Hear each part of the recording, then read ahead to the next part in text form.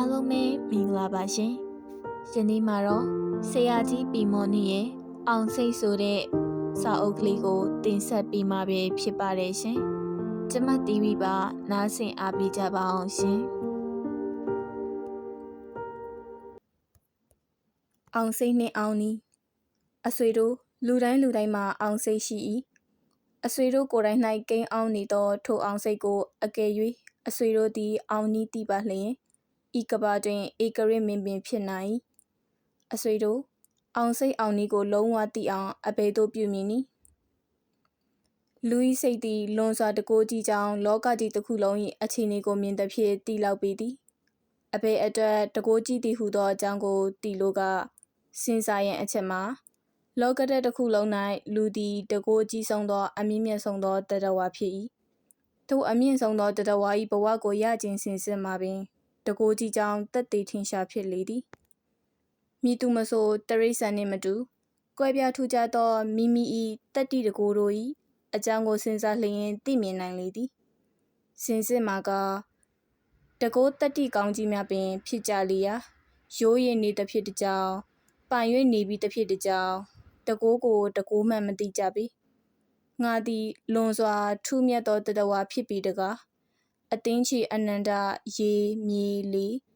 တစ်ပင်တောတောင်ဟုသမျှ၌ရှိကြကုန်သောမြင်နိုင်သောတတဝါမမြင်ကောင်းသောတတဝါမမြင်နိုင်လောက်အောင်သေးငယ်သောတတဝါတို့၏အတွင်း၌ရှိကြကုန်သောအသေးဆုံးသောတတဝါသည်သွေးတစ်ဆက်ရေတစ်ဆက်၌ရှိသောတတဝါ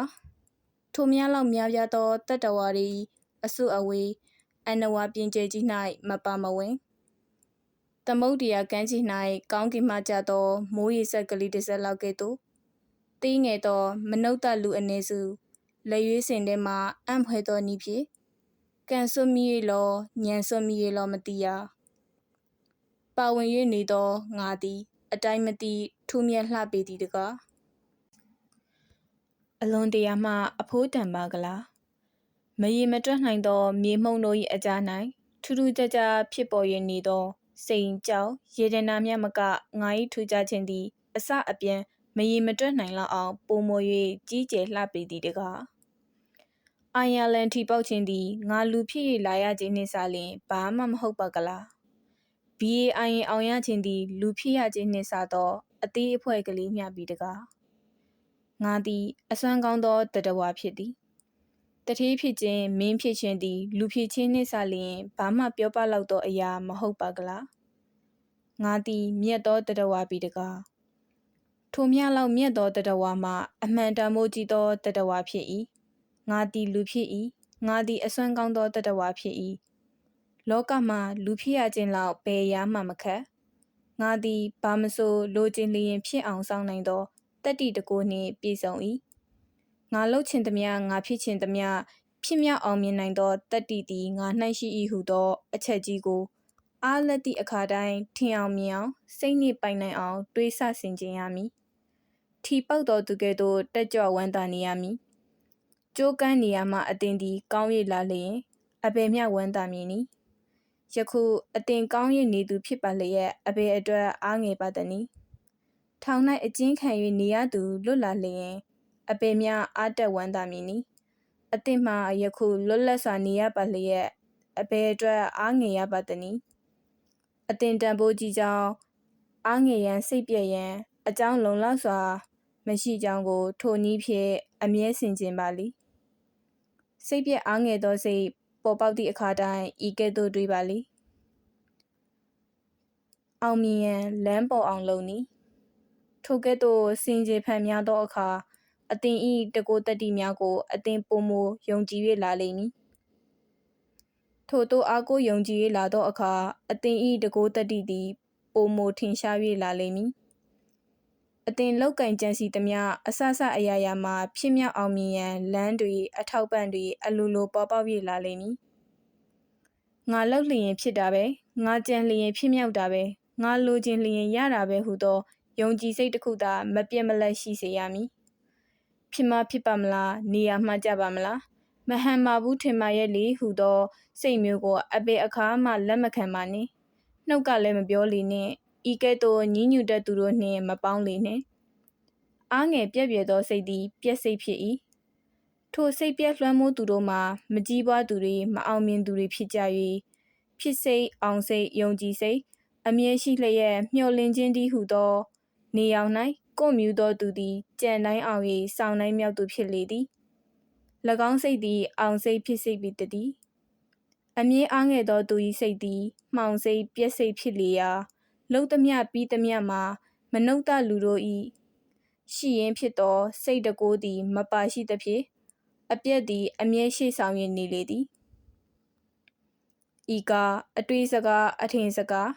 မိသူမျှငင်းမည်မဟုတ်သောကြောင့်ဖြုံး၍ပြောသောစကားမဟုတ်တကယ်ယုံကြည်စိတ်ချပါလေသည်ထိုစိတ်သည်ပြုပြင်ရာရ၏ထက်မြက်သောအောင်စိတ်ဖြစ်စိတ်ကိုအမြဲဆောင်သူတို့မှာမတော်တဆအကြောင်းတစ်ခုခုကြောင့်စိတ်ပြောင်းကစိတ်ပြက်ဘက်သို့ရောက်တက်လေသည်ထိုအခါတောက်လျှောက်အပြက်တွေနဲ့သာတွေ့ရမည်ဖြစ်ပေသည်အမြဲပြက်စိတ်လွှမ်းမိုးခဲ့သူများမှလည်းအကြောင်းတစ်ခုခုကြောင့်အောင်စိတ်ဘက်သို့ရောက်ခါကြံသမျှအပေါက်အလန့်တဲ့တက်လေသည်အောင်စိတ်ရအောင်ရှာနီအတင်ဤစိတ်ကိုတေချာစွာစစ်ဆေးပါငါ၏စိတ်သည်အောင်စိတ်မျိုးလားပြက်စိတ်မျိုးလားဟုသိအောင်ရှာပါပြက်စိတ်ဖြစ်ချေကအောင်စိတ်ဖြစ်အောင်စိတ်နေသဘောထားပုံကိုပြုပြင်ရမည်ထိုအခါတလာကိုသတင်းအတွင်းမှာအတင်၌ထူးခြား၍လာသည်ကိုဧကန်တွေ့ရှိပါလိမ့်မည်လက်ဖွဲ့အင်အိုင်ကိုယုံကြည်အားကို၍တစ်ခုခုကိုလောက်ကင်သူများသည်အောင်မြင်တတ်သည်မှာအားကိုခြင်းကြောင့်အောင်စိတ်ကိုရကြသဖြင့်အောင်မြင်ခြင်းဖြစ်ကြလေသည်လူတစ်ယောက်မှာဖဲကစားရ၌အမြဲရှုံ၏၎င်းမှာအစအဦး၌ကံအားလျှော်စွာနှင့်နှစ်လက်သုံးလက်ဆက်၍ရှုံရာ၎င်း၏မိတ်ဆွေများကရော၎င်းကိုယ်တိုင်ကရောဒီလူမှာဖဲနှင့်အကျိုးမပေးသူ့လက်နှင့်ကင်မိလျင်မကောင်းသောဖဲတာဖြစ်တတ်သည်ဟုသောအဆွဲတစ်ခုပေါ်ပေါက်၍လာ၏ထို့နောက်၎င်းလူမှာအမြဲရှုံလေ၏၎င်းသည်ကစားနည်းကိုအထူးကျွမ်းကျင်သူဖြစ်ပါလျက်ထိုကဲ့သို့ရှုံလျာ၎င်း၏လက်သည်အရှုံးလက်ဖြစ်သည်ဟုအများကပြောကြလေသည်၎င်းကိုယ်တိုင်ကလည်းကစားဝိုင်းမှထိုင်သည့်အခါတိုင်းငါတော့ရှုံးမှာပဲဟုဆွဲထားလေးရှိလေ၏၎င်းမှာစာရေးဆရာဖြစ်ရာဖဲကစားခြင်းကိုအားလက်ခြင်းအပြင်းဖြေခြင်းအနေဖြင့်ဆွဲ၍ကစားသူဖြစ်လေ၏၎င်း၏နာမည်မှာဝီလက်ကင်းဟုခေါ်လျာအခြားသူများကရှုံးသည့်အခါ၌ပင်ရှုံးသူ၏လက်ကိုဝီလက်ကင်း၏လက်ဟုခေါ်ကြလေသည်တို့ဖြစ်လျာအရှုံးစိတ်၏တကိုးအရှိန်သည်ဝီလက်ကင်းတစ်ယောက်တည်းကိုယ်တိုင်စိတ်၏တကိုးမဟုတ်အခြားအပေါင်းဖော်များကပါကူညီ၍၎င်းအားအရှုံးစိတ်တကိုးဖြင့်နှိမ်နင်းကြသလိုဖြစ်၍နေလေ၏တနေ့တ၌မိတ်ဆွေတစ်ယောက်ကဝီလက်ကင်းနှင့်စကားပြောရ၌ထိုအကြောင်းကိုဆက်မိ၍စကားဆက်မိသဖြင့်၎င်း၏မိတ်ဆွေမှလည်းစိုက်ကိုလိုဂျီကျမ်းကိုဖတ်ဖူးသူဖြစ်ရာငါမှာRed Indian တိုင်းရင်းသားတစ်ယောက်ကအဆောင်တစ်ခုပေးထားတာရှိတယ်ငါဖဲကစားရမှာအဲ့ဒီအဆောင်ကိုအသုံးပြုကြည့်လို့ကိုယ်တိုင်သိတာပဲ6လက်မှာ9လက်နိုင်တယ်အလောင်းစားအကြီးကျယ်မဟုတ်ပါဘူးဆိုတဲ့ဂတိကိုတော့ထားရလိမ့်မယ်ဟုပြောရာဝီလက်ကင်းကထိုအဆောင်ကိုတောင်းလေလျင်မိတ်ဆွေကဝီလက်ကင်းကိုအိမ်သို့ခေါ်သွားပြီးငွေတစ်တာကလေးတစ်ခုထဲ၌မိမိသိမ်းယူထားသောတရုတ်ပြည်ကရရှိသည့်ကြောက်စိမ်းနဂါးရုပ်ကလေးလက်တန်းလောက်ကို၎င်းအားပေးလေ၏တို့ပေးယုံမကဝီလက်ကင်းနှင့်ကစားသူတို့အားလည်းမိမိ၏အဆောင်ဆွမ်းကြောင်းကိုပြောရပြသဖြင့်ဝီလက်ကင်းနှင့်ကစားသူများ၏စိတ်၌ဝီလက်ကင်းရှုံးခဲ့သည်မှာအတော်လေးကြိုက်ခဲ့ပြီးယနေ့တော့နိုင်မိနေမို့အကူအညီကောင်းများနှင့်ကြုံလာရတဲ့လက္ခဏာပဲဟုအချင်းချင်းပြောကြလေ၏ပြောသည့်အတိုင်းလဲဝီလက်ကင်းနိုင်လိမ့်မည်ဟုတွေးထင်ကြဟန်ရှိလေ၏အကြောင်းမူကားထိုနေ့၌ဝီလက်ကင်းမှအကြိမ်တိုင်းဖဲကောင်းကိုကြီးရရှိနေလေသည်နောက်မှအဆောင်ပေးသူကဝီလက်ကင်းအားစိတ်ပညာအကြောင်းကိုပြောရပြပြီးထိုအယုတ်မှာအဆောင်မဟုတ်တရုတ်ပြည်ကိုရောက်စဉ်ကအထိမ်းအမှတ်အဖြစ်အနေဖြင့်မိမိယူရလာသောအလကားရုပ်ဖြစ်ကြောင်းပြောရပြရ၌ဝီလက်ကင်းအားစိတ်ကိုပြုပြင်ဖို့တတိပေးလေ၏တို့တတိပေးသဖြင့်ဝီလက်ကင်းမှစိတ်ကိုပြုပြင်လိုက်ရာအဆောင်မရှိဘဲလဲအရှုံးမများတော့သည်ဖြစ်ကြောင်းတွေ့ရှိရလေ၏ထိုစိတ်သည်ဖြစ်မည်အောင်မည်ဟုမျှော်လင့်သောစိတ်ဖြစ်ရာ၎င်းစိတ်တန်သလောက်အကျိုးပေးထက်တန်လေသည်ကြီးပွားသူတို့၏စိတ်လောက၌ကြီးပွားအောင်မြင်သူတို့နှင့်မကြီးပွားမအောင်မြင်သူတို့မှစိတ်ထားပုံချင်းမတူခြားနာကြလေသည် အောင်မြင်သူတို့မှာအောင်စိတ်ရှိကြသဖြင့်ကြီးပွားကြ၏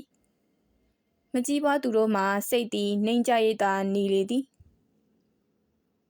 အောင်မြင်ကြီးပွားသူတို့မှာအကြံရဲ၍စွန့်စား၏ငါတိမ်တိမ်ငယ်ငယ်လူစားမဟုတ်ကြီးပွားသောသူတို့၏အဆုအဝေး၌ငါပါဝင်သည်ဟုသောယုံကြည်စိတ်သည်အမြဲရှိလေသည်စွန့်စားသူရဲရင်သူတို့မှာမသေးရွှေထီတေမြေကြီးဟုသောစကားကိုပင်ပြောတော်လေမိမိတို့ကိုတေလိမ့်မည်ဟု၍မထင်တတ်ကြပေ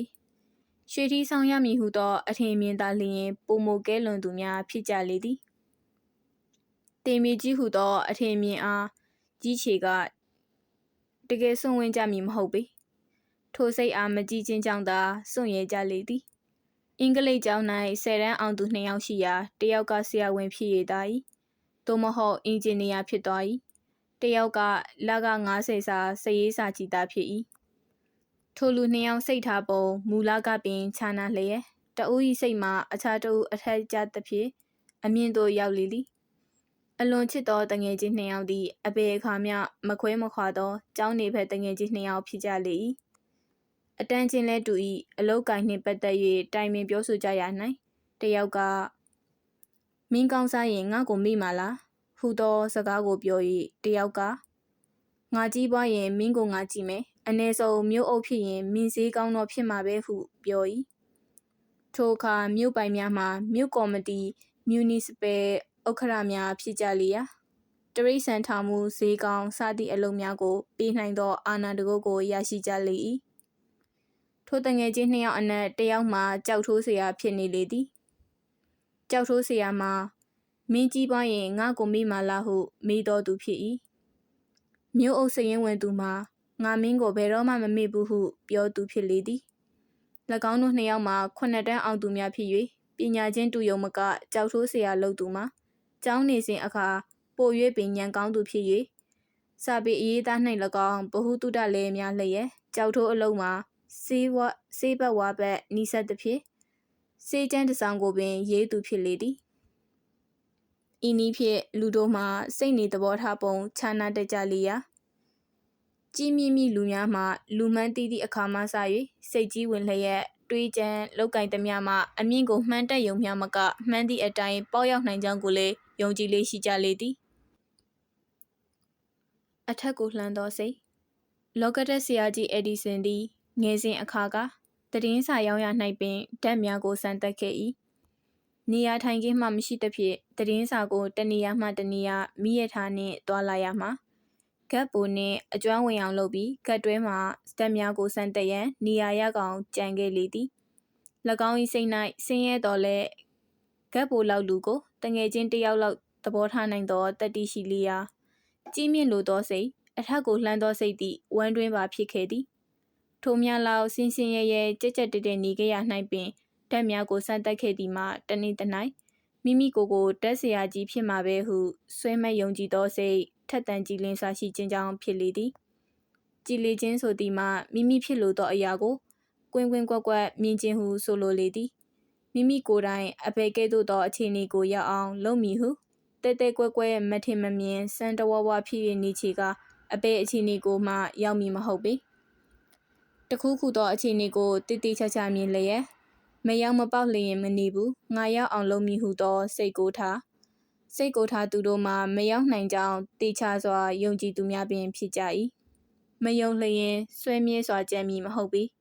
ဘရင်သမီးကိုရလိမ့်မည်ဟုမိသူမှမယုံမိသူများမကြံကြပေအတက်တစ်ခုခုကိုရှာစာပေတက်ယုံအတန်းအောင်ယုံဖြင့်အလို့အကန်ရရှိနိုင်သောခေတ်သည်အဆုံးသို့ရောက်လေပြီယခုခေတ်မှာကျောင်းစာမေးပွဲကိုအောင်သည်ဖြစ်စေမအောင်သည်ဖြစ်စေအသုံးဝင်သောအတတ်ပညာတစ်ခုခုကိုထိထိရောက်ရောက်တတ်မှကြီးပွားနိုင်လေသည်အဘယ်အတက်ကိုတင်ပြီးအဘယ်အခြေအနေကိုငါရောက်မည်ဟုကြည်လင်ဆွဲမြဲစွာထင်မြင်၍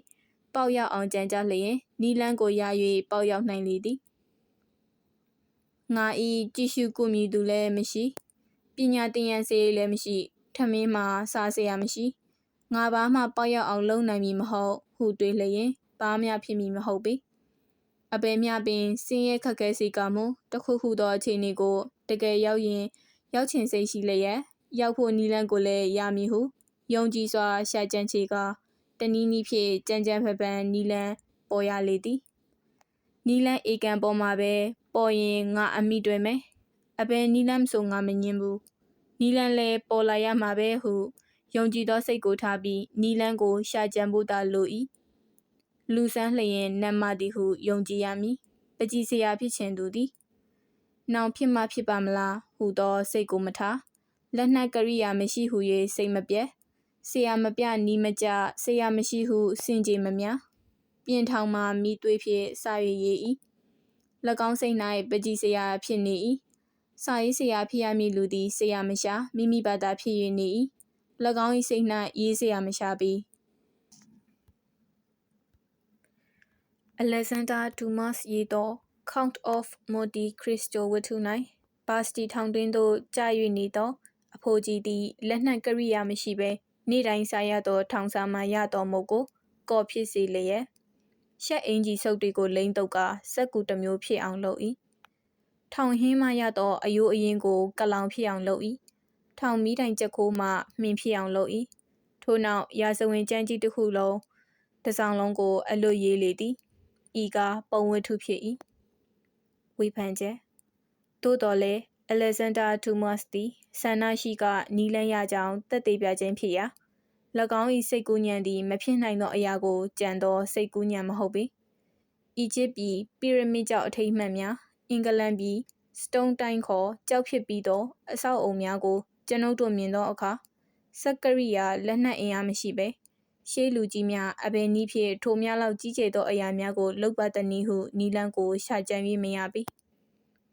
ရှေးလူကြီးများသည်ကဖြစ်မြောက်အောင်လုပ်ဖို့ရန်စိတ်ဆန္ဒအစွမ်းကြောင့်နီလန်းကိုရကြလေသည်လူမှရှိသောတကိုးသည်အံ့ဖွယ်သောအရာတို့ကိုဖြစ်မြောက်စေနိုင်၏အခါများစွာနတ်များကအကြံပေးသည်ဟုမှတ်ထင်ရလောက်အောင်ထူးဆန်းလေသည်ခက်ခဲသောအလုပ်တစ်ခုခုနှင့်တွေ့သည့်အခါထိုအခက်ခဲကိုတကယ်နိုင်အောင်ဖြိုမည်ဟုသောစိတ်ရှိလျက်နီလန်းပေါ်လာရလိမ့်မည်ဟုယုံကြည်ကထိထိရောက်ရောက်နီလန်းကိုတောင်းတလျင်တနည်းနည်းဖြင့်ပေါ်ပေါက်လာရ၏တနည်းနည်းဆိုသည်မှာတစုံတစ်ယောက်ကတော့၎င်းလာ၍ပြော၏အိမ်မက်တော်၎င်းမရ၏ရုတ်တရက်ဓမီအောင်လက်တလို့ဝင်းကနေတော်၎င်းစိတ်ကူးညံ၌ပေါ်လာရပေသည်စကားတစ်လုံးမေ့၍နေသဖြင့်တတိယအောင်အရေးတကြီးကြံတော်လဲပါဇက်ပြားကလေးတွင်မှဒီစကားဘာပါလိမ့်မလဲဒီနမီဘယ်ကိုရောက်နေပါလိမ့်မလဲစသဖြင့်တွေးကြံလျင်စိတ်အားထက်သန်စွာဒေါမန်နှင့်ကြံလီလီဝေးလီလီမိတော့မလို့ပေါ်တော့မလို့ဖြစ်ပြီးပျောက်တက်လေသည်ထိုကဲ့သို့မရှာမကြံပဲစိတ်ကိုမတင်ပဲပေါ်လာမှာပဲဟုတကယ်စိတ်ချကအေးနေလျင်အလိုလိုပေါ်လာတက်လေသည်ထိုနည်းအတိုင်းယုံကြည်စိတ်ချစွာနှင့်လောက်ကင်ခြင်းသည်အန်ကျိတ်ကလက်သီးလက်ယုံတန်း၍အယမ်းရှာကြံခြင်းထက်သာ၍ဖြစ်မြောက်လေသည်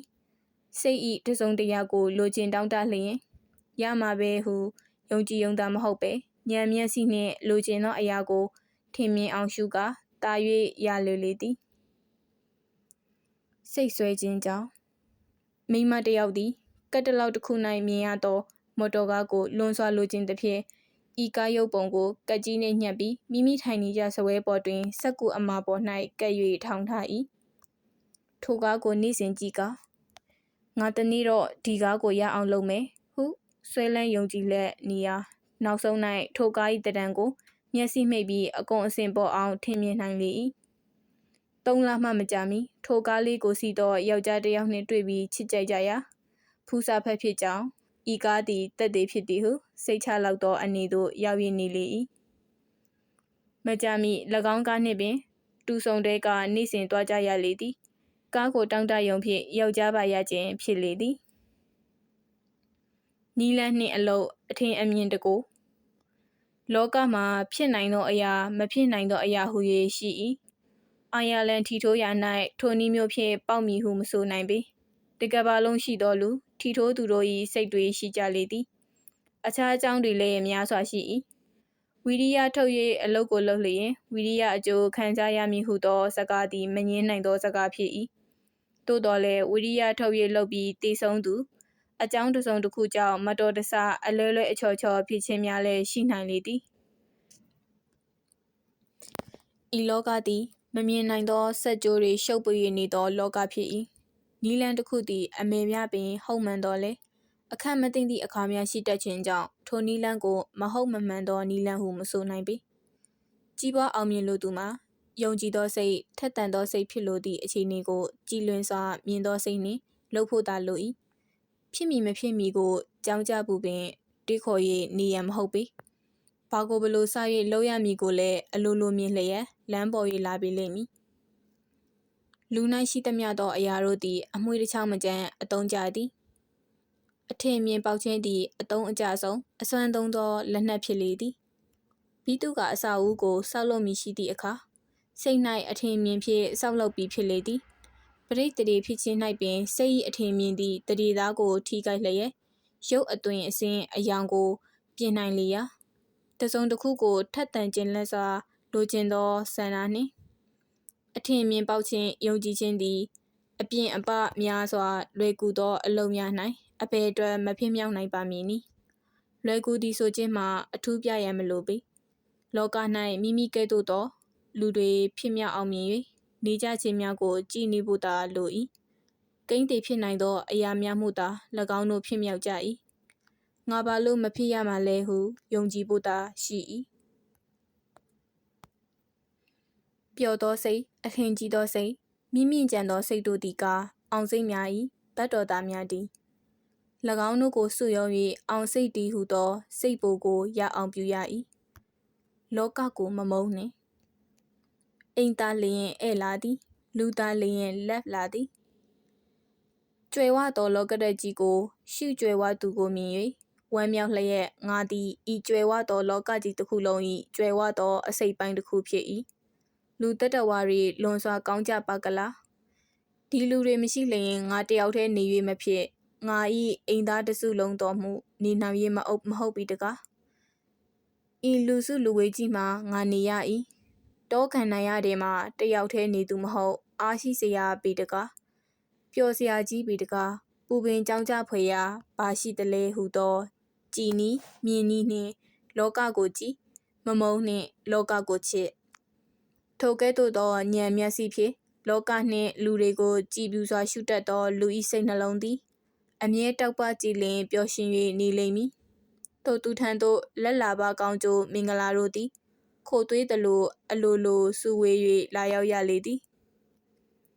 ပျော်သောစိတ်၏တတ္တိပျော်သောလူတစ်ယောက်ရှိလျင်ပတ်ဝန်းကျင်အနီးအပါလူဟုသမျှကိုအပျော်ကူးဆက်လျက်မိမိနှင့်ကိုယ်၍ပျော်သမျှလူတို့၏စိတ်သည်ကောင်းကျိုးမင်္ဂလာတို့ကိုကူညီ၍ဆဲဆောင်သဖြင့်အားလုံးမှာချမ်းသာနိုင်လေသည်ပျော်သောစိတ်သည်ခိုင်လုံသောစိတ်ဘေးရန်ကင်းသောစိတ်ယောဂဘေးရများမကန့်နိုင်အောင်ပျော်စေးထိုး၍ထားသောစိတ်ဖြစ်သည်ထိုစိတ်သည်ပြန့်ပြောကြွယ်ဝသောစိတ်ဖြစ်၏အကြောင်းမူကားကြွယ်ဝသောလောကဓာတ်တစ်ခုလုံး၏အစိတ်အပိုင်းများဖြစ်၍နေလေသည်ထိုစိတ်သည်ကျင်းမြောင်းသေးငယ်သောနုစိတ်မဟုတ်ချစ်ချုပ်ကုတ်ကတ်သောစိတ်ကြေးစိတ်ကြက်စိတ်အမြင့်ဆုံးစိတ်ညစ်စိတ်လိမ်စိတ်ထွေးစိတ်ကောင်းစိတ်ချောက်ကလေးတွေမဟုတ်ပေဆိုပြီးသောစိတ်ချောင်လွယ်သောစိတ်ဝင်ဆန့်သောစိတ်အပင်နေရာမဆိုရှော့ကနေဝင်သောစိတ်ဖြစ်လေသည်ချစ်ချုပ်စစ်စီနှမျောသဖြင့်ဝယ်ချမ်းရ၌တပြားနှစ်ပြားစစ်ခါအချိန်ဖြုံးသူတို့မှကုံသောအချိန်သည်တပြားနှစ်ပြားမကတန်နိုင်လေသည်ထိုလူမျိုးမှာမတုံးမစားစစ်စီစူဆောင်သဖြင့်မငတ်တော်လေကြီးကျယ်သောစိတ်မျိုး၏အစွဲတက်မျိုးမရှိသဖြင့်ကြီးကြီးကျယ်ကျယ်မဖြစ်ပေမတော်တဆတစုံတရာဖြစ်၍စုဆောင်ထားသောအထုပ်ကလေးကိုထိလျင်လမ်းနဘေးတာမြောင်နေသို့ရောက်ရသလိုနှက်စွာမြုပ်စင်းတက်ကြလေသည်စိတ်ကြီးသူများမှာအကုံဆုံးမပစ္စည်းတော်လဲမဖြုံမိမိ၏တကိုးကိုယုံ၏ဆွဲသည့်အတိုင်းလဲပြန်၍တက်လေ၏မြင့်မြတ်သောစိတ်ထားနီးလောကနှင့်လူတွေကိုချစ်ခင်ရမည်ဆိုရ၌အပေါင်းအသင်း၏အရေးကြီးခြင်းပါဝင်လေသည်ပညာရေးဘာသာရေးစသည်ကောင်းမြတ်သောအလုပ်တို့နှင့်ဆိုင်သောအသင်းများကိုဝင်ခြင်းသည်၎င်းသူတော်ကောင်းများကိုတာ၍လွယ်ကူစွာတွေ့မြင်ရသဖြင့်ကြီးပွားရေးလက်၌အကူအညီတွေဖြစ်ကြလေသည်လူသည်အသင်းဖွဲ့နှင့်နေရသောတတဝါမျိုးဖြစ်သည်စစ်စီကုတ်ကတ်တွေ့တာချစ်ချုပ်စိတ်နှုတ်စိတ်သေးကုလူကွေးလေးစိတ်ကလေးမဟုတ်လက်ဝဲငွေကြီးတပြားမှမရှိလျက်ကျဲဝါနိုင်သောစိတ်ဖြစ်၏ရုပ်ရှင်ဆက်လိုက်မိမလူရှင်တော်ဖြစ်သူကဘာကျော် မေရီဒရက်စ်လာသည်ထိုစိတ်မျိုးရှိသဖြင့်နယူးယောက်မြို့၌လက်ဝဲဘတ်စကာအခများမရှိဘဲထိတ်တန်းအမြင့်ဆုံးသောလူတို့၏အစုဝေးမှထင်ပေါ်၍နေခဲ့ပူသည်ထိုအခါရုပ်ရှင်၌မပါနမီလည်းမရှိအလောက်ကိုင်လည်းမရှိတိုင်းအကျိုးဆောင်အလုပ်များ၌ပါဝင်အကျိုးဆောင်ရင်ပထမတန်းလူများနှင့်ပထမတန်းစပွဲမှာထိုင်ခဲ့ရ၏လက်ထဲ၌တစ်ကြက်တစ်ပြားရှိလျင်ဗန်တိုင်း၌တန်းပေါင်းများစွာကြံသေးသလိုပြစ်ခတ်တော့၏၎င်း၏စိတ်၌ထိုအခါကပင်မိမိကိုယ်တိုင်ဆင်းရဲသူဟုမထင်ခဏငွေကြေးကျပ်နေသောတထေးကြီးတစ်ယောက်၏စိတ်မျိုးကိုထား၏အဘယ်မျှလောက်သေးငယ်သောအလုပ်ကိုလုပ်ရစီကောင်းမူအလုပ်ကိုကောင်းအောင်လုပ်ခြင်းဖြင့်မိမိကိုယ်ကိုကြီးကျယ်စေ၏ရှိတ်စပီးယားသည်မိမိဖခင်နှင့်အတူအသားရောင်သောအလုပ်ကိုလုပ်ရစဉ်ကအသားကိုစတိုင်နှင့်လှိခုတ်လေးရှိသည်လူနေချုံကြစိတ်နေပုံပြဟုအပြောခံရခြင်းသည်မခံကျင်စရာမဟုတ်ပေပုံပြကိုစိတ်မရောက်လျင်ခြုံကြမှထွက်ရမည်မဟုတ်ပေအပြောကြီးသူကိုမရှုတ်ချအပ်ပေအပြောကြီးသူများလည်းစိတ်မှလည်းကြည်တက်ကြလေသည်တကိုယ်တည်းနေခြင်းသည်ဓမ္မရာသဘောနှင့်ဆန့်ကျင်စွာကျင့်ရသို့ရောက်လေရာဆန့်ကျင်မှု၏မကောင်းကျိုးကိုတင်းတလောက်ခံရတတ်လေသည်ကြီးပွားတင်းတလောက်မကြီးပွားဘဲနေတတ်လေသည်ပေါင်းသင်းဆက်ဆံရ၌ကိုချင်းစာတရားကိုအရာရာမှတည်တတ်ခြင်းမိမိကိုယ်တိုင်မခံကျင်သောအပြုအမှုအလေးချင်းအတုံးနှုံတို့ကိုသူတစ်ပါးပေါ်မပြုအပ်ခြင်းမဆိုင်သောအရေးကိစ္စ၌မပါဝင်အပ်ခြင်း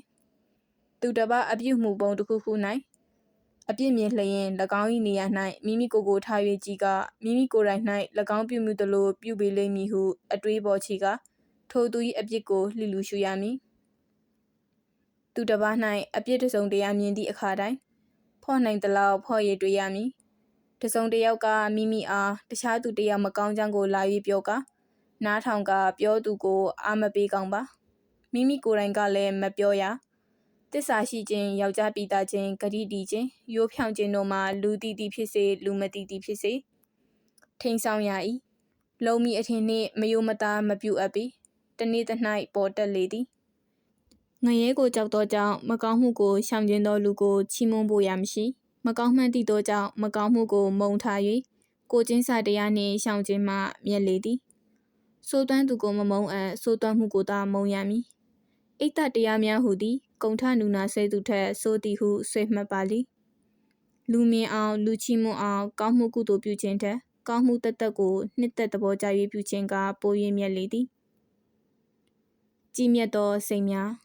အခါအခွင့်ကိုသိခြင်းအချက်ကောင်းကိုမြင်ခြင်းဖော်၍သောအမှုအရာရှိခြင်းအလုတ်တေချာစိတ်ဆက်ခြင်းအမှတ်တညာထားခြင်းတတိရှိခြင်းတထေးကိုအာမနာအပ်ခြင်းစင်ရသားကိုထောင်ညာခြင်းမိမိအထက်အသက်ဖြစ်စေယာတုဖြစ်စေခုံတစ်ခုခုသာသူကိုတွေးလျင်မိမိထက်သာကြောင်းစိတ်၌ဝန်ခံ၍ယိုသေးခြင်းဤစိတ်များသည်ကြီးမြင့်စေသောစိတ်ကောင်းစိတ်မြတ်များဖြစ်ကြလေသည်အချို့သောလူငယ်တို့မှာပညာတက်ကြလျင်ပညာကုန်မောက်လျက်ကြီးမြတ်သူတို့ကိုစိတ်၌ရှုံချတက်ကြလေသည်ရှုံချသောစိတ်သည်မျက်နာမှာပေါ်တက်၍လူအများလွယ်ကူစွာတည်တက်လေသည်မကောင်းသောစိတ်သည်တစ်နေ့တစ်၌ပေါ်ရမည်တာသည်ကြီးပွားအောင်လုပ်နည်းငါကြီးပွားမည်အောင်မြင်မည်ဟုစိတ်ကိုထားတော်လေအဘယ်အလုပ်မှအဘယ်ပုံလုပ်သဖြင့်ကြီးပွားမည်ကိုအမြင်အထင်မရှိကမကြီးပွားနိုင်ပေမိမိနှင့်ဆိုင်သောအလုပ်တစ်ခုခုကိုလုပ်ရန်ရှိသည့်အခါနီလန်းဟုတရွေးကိုတေချာစိစာရှာကြံအခက်ခဲတို့ကိုတည်မြင်၍အဘယ်ပုံနိုင်အောင်လုပ်ပြီးအဘယ်နည်းဖြင့်တက်မည်ဟုသောခရီးစဉ်ရှိရလေသည်ထိုကဲ့သို့ခရီးစဉ်ကွက်စိတ်မရိုက်ပဲအလုပ်ကိုလုပ်ချေကမျက်မမြင်ခရီးသွားတဲ့ကဲ့သို့အဘယ်မျှပင်အသွားကောင်းတော်လဲပင်ပန်းယုံရှိပေမည်အချို့မှာအလုပ်တစ်ခုခုကိုကြံစီရနိုင်အခက်တွေကိုမတွေ့လွယ်ကူစွာဖြစ်မိလန်းတွေကိုသာအလွယ်တကူမြင်တတ်ကြလေသည်တို့ဖြစ်သောကြောင့်အခက်နှင့်တွေ့သောအခါကြိုတင်ပြင်ဆင်ခြင်းမရှိသဖြင့်လိမ်လျော်ကြရလေသည်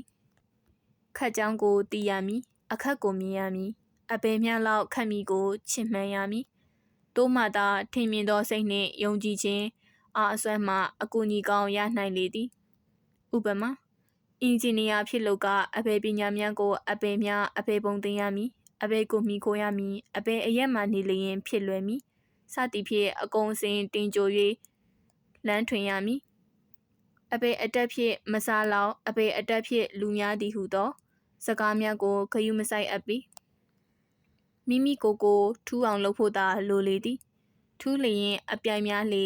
ထင်ပေါ်လေဟုယုံကြည်ရမည်ကြီးပွားလိုသူတို့မှာမိမိနှင့်နီးစပ်ရာအလုပ်ကိုကျွမ်းကျင်၍အများထက်ထူးအောင်လုပ်အများမမြင်သောနီလန်းတို့ကိုမြင်အောင်ရှာထူးအောင်လုပ်ရမှာကိုမကြောက်ရငါကလိုက်သူမဟုတ်ရှေ့ဆောင်သူဖြစ်သည်ဟုသောစိတ်ကိုအမြဲထားရမည်ရှေ့ဆောင်လုံးနီ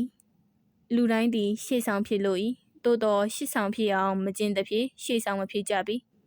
ရှေ့ဆောင်ဖြစ်အောင်မြည်တို့ကျင့်ရမည်နီမှောင်ထဲမှာမနေရအလင်းမှာနေရမည်ရှေ့ဆောင်လုပ်လျင်အမြဲအလင်းမှာနေရမည်တောင်ထိပ်ပေါ်ကိုတက်၍ဓမီကိုထွန်းရမည်အမှောင်အပဲအခါမှမခိုရချစ်သူများအောင်တတိထားမုန်းသူများကိုလည်းမကြောက်ရသတင်းစာများကိုအမြဲဖတ်သတင်းစာများကိုယူသည်လေးစားအားထားရမည်ယခုခေတ်မှာသတင်းစာကိုမလေးစားပြုကမထင်ရှားနိုင်သတင်းစာကိုကပ်ဖဲ့လုပ်ကတိမ်မြုပ်ရ၏သတင်းစာကိုလက်ယုံထားရမည်အကြောင်းမူကားကျင်ညာသည့်နေရာတိုင်းမှာအရေးကြီးလေသည်အက်ဒီတာများနှင့်ချစ်ကြွဝင်၎င်းတို့ကိုတင်နာပြီးအကြောင်းမူကားလူတတဝါတို့သည်သတင်းစာလုပ်သလိုဖြစ်ကြလေသည်တိုင်းပြည်မှာထင်မြင်ချက်မရှိသတင်းစာဖြူလျင်ဖြူကြရသည်သတင်းစာမဲလျင်မဲကြရလေသည်ရောင်ဖဲလာသည့်သတင်းစာများကိုပဒနာမထားငါတထေငါလှုပ်လျင်ဖြစ်သည်ဟုမှထင်ကားသတင်းစာများကိုအန်တုမိသဖြင့်၎င်း၏ကြီးကျယ်သောအလုပ်ကြီးမှာအစိတ်စိတ်အမွှားမွှားဖြစ်ဖူးလေသည်အစဲခံရပါစေကောင်းဆောင်လုပ်လိုလူသည်သတင်းစာ၌၎င်း၏နာမည်မကြကြပါအောင်တခုခုကိုလုပ်ရမည်ချီးမွမ်းခြင်းကိုမခံရပါလျင်အစဲခံရပြီစီအစဲခံရခြင်းသည်အသက်ဖြစ်သည်လုံးလုံးကြီးသတင်းစာ၌မပါလျင်အသေးနှင့်တူလေသည်မိမိကိုယ်တိုင်နှင့်ပတ်သက်၍သတင်းကိုလုပ်ရမည်အချို့သောအမတ်များသည်သတင်းစာကိုအားကိုးပြု၍တက်ကြ၏ထို့နောက်သတင်းစာတီးဟုသောညံကိုမလိုပြီးမှတ်ထင်ကာမထီမဲ့မြင်ပြုကြ၏တို့ဖြစ်၍ကြလေသည်သတင်းစာသည်မြင့်အောင်လဲတင်နိုင်သည်တေအောင်လဲထောက်ခံနိုင်၏ကြောက်အောင်လဲချနိုင်လေသည်ရှေ့ဆောင်လုပ်လို့သည်နောက်ပါတို့ကိုရှာပြေးနေဖို့မလိုပေအများကယူမဆိုင်ပဲမနေနိုင်သောအရာတစ်ခုခုကိုလုပ်သတင်းစာဆရာများမိမိထံပြေး၍လာရအောင်လုပ်ဖို့သာလိုလေသည်လူသည်ထူးသောပုဂ္ဂိုလ်ကိုရှ िख ိုးခြင်း၏ပူဇော်ခြင်း၏မြောက်ခြင်း၏ထူးခြားသည်ဟုမိမိတို့မှတ်ထင်သောပုဂ္ဂိုလ်တစ်ယောက်အတွက်ဆင်းရဲဒုက္ခကိုခံရဖို့ဝင်မလေးကြပေအဟုတ်တကယ်စိတ်ကောင်းစေတနာကောင်းနှင့်တခုခုကိုထိထိရောက်ရောက်လုပ်လျင်နောက်လိုက်တွေကိုပြေးရှောင်လို့မလွတ်ပေမရှိစကားလူတစ်ယောက်မှဗန်တိုင်း၌ငွေ1000ကျော်ခန့်အနှံထား၏အခါတစ်ပါး၌၎င်းနှင့်ယဉ်နီသောမိတ်ဆွေတစ်ယောက်မှငွေ3-4,000ခန့်လိုရည်နေသဖြင့်အခက်အခဲကြီးစွာကြုံလျာငွေ1000ရှင်ဖြစ်သောမိတ်ဆွေသည်ခြေရနိုနိုပေးရနိုနိုမှတ်ထင်စိုးရင်လျက်ရှိနေလေသည်မိမိမှလည်းအခက်အခဲကြီးစွာတွေ့ရနေကြောင်းနနက်စာညစာမှအနိုင်ရအောင်ကြက်တဲစွာစူးစမ်းနေရကြောင်းကိုလည်းမကြပြောလေ၏ထို့နောက်4-5 လခန့်ကြာသောအခါ၎င်း၏ငွေများအနှံထားရာဗန်တိုက်ပြက်သဖြင့်ငွေ1000ကျော်အကုန်ဆုံးပါပြီးပြောခဲ့မှုသည့်အတိုင်းတကယ်ဆင်းရဲဒုက္ခဖြစ်လျက်နနက်စာညစာမှမစားရသောအခြေအနေသို့ရောက်ခဲ့လေသည်၎င်းသည်မိမိတို့၏ငွေကိုထုတ်၍ချေရမည်ဆိုသောကြောင့်မရှိကြောင်းကိုတဒံလုံးလျက်တရုတ်တူအောင်ပြောခြင်း၌မိမိကိုယ်တိုင်အဟုတ်ယုံကြည်မိသဖြင့်ဆင်းရဲဒုက္ခဖြစ်ဖို့အကြောင်းတွေကိုထိုယုံကြည်သောစိတ်ကဖန်တီး၍ပေးခြင်းဖြစ်လေသည်တို့ဖြစ်လေရာပေးရကမ်းမှဆိုသဖြင့်မရှိဟုသောစကားကိုအသုံးပြုခြင်းသည်အဟုတ်တကယ်မရှိသောအခြေအနေကိုဖြစ်စေတတ်လေသည်မရှိခြင်းအကြောင်းကိုလည်းပြောလဲမပြောရတွေးလဲမတွေးရကိုယ်တိုင်မရှိခြင်းကိုလည်းမပြောရမတွေးရပေရှိသောအနေရှိသောဟန်ရှိသောအတွင်ကိုဆောင်လျက်အနေအထိုင်မှစ၍အရာရာမှာရှိသူတယောက်ဟုမိမိကိုယ်တိုင်၌စိတ်၌၎င်းအခြားလူတို့၏စိတ်၌၎င်းအထင်အမြင်ပေါ်ပေါက်အောင်ပြောဆိုနေထိုင်ရလေသည်လူ၏စိတ်သည်လျှက်စစ်တနှင့်တူ၏ positive ခေါ်လက်ရာ negative ခေါ်လက်ဝဲဟု၍ရှိ၏အောက်မှာပဲဖြစ်မှာပဲရမှာပဲတွေးမှာပဲချမ်းသာမှာပဲဟုသောမျှော်လင့်ယုံကြည်ကိုးစားသောစိတ်သည်လက်ရာဖြစ်၍မဖြစ်ပါဘူးမတွေးပါဘူးမရပါဘူးနေရာမကျပါဘူးဟုသောစိတ်သည်လက်ဝဲစိတ်ဖြစ်လေသည်လောကကြီး၌ကြီးပွားသူတို့မှာ အရာရာ၌မျှော်လင့်ယုံကြည်ခြင်းဟုခေါ်ဆိုအပ်သောလက်ရစိတ်သည်လက်ဝဲစိတ်ထက်ပိုမို၍အားကြီးလေသည်အလုပ်တစ်ခုခုကိုလုပ်တိုင်းအကြံတစ်ခုခုကိုကြံတိုင်းစိတ်ထားပုံကိုတတိထားပြီးလက်ရစိတ်အမြဲရှိအောင်လက်ဝဲစိတ်ဝင်ခွင့်မရနိုင်အောင်တတိထားအပ်လေသည်နပိုရှင်အလက်ဇန်ဒါအလောင်းမင်းတရားဤပုဂ္ဂိုလ်များသည်အဘယ်အတွက်ကြောင့်တကိုးကြည့်ကြသနည်း၎င်းတို့၏တပ်များသည်အခြားတပ်များနှင့်မတူရှင်ဘုရင်ကိုယ်တိုင်ချီသောတပ်များဖြစ်ကြသဖြင့်အခြားတပ်များထက်ပိုမိုအားမြောက်ကြလေသည်တို့ဖြစ်လျာရှင်ဘုရင်ကိုယ်တိုင်ချီသောတပ်ကိုစစ်သူကြီးများခုခံနိုင်ရန်ခက်ခဲလေသည်ရှင်ဘုရင်ကိုယ်တိုင်ချီတက်သောတပ်ကိုအင်ရှိဆန်မင်းသားများသာလျှင်ခုခံနိုင်သည်ဘုရင်ကိုစစ်သားများသည်အထူးအားကိုးကြ၏ဘုရင်မြောက်စားခြင်းခံရမည်ဟုသောအားကိုးတစ်ခုသည်လည်းလွန်စွာကြီးမားသောတတ္တိကိုဆောင်လေသည်အလုတ်အကိုင်း၌လည်းမျော်လင့်ယုံကြည်သောစိတ်သည်ဘုရင်နှင့်တူ၏ထိုစိတ်သည်ခက်ခဲခြင်းတို့ကိုတေးငယ်သောစိတ်ဖြစ်စေသည်ထိုစိတ်သည်အောင်မြင်ခြင်း၏အကြီးဆုံးသောအားအကြီးဆုံးသောအင်ဂျင်ဖြစ်လေသည်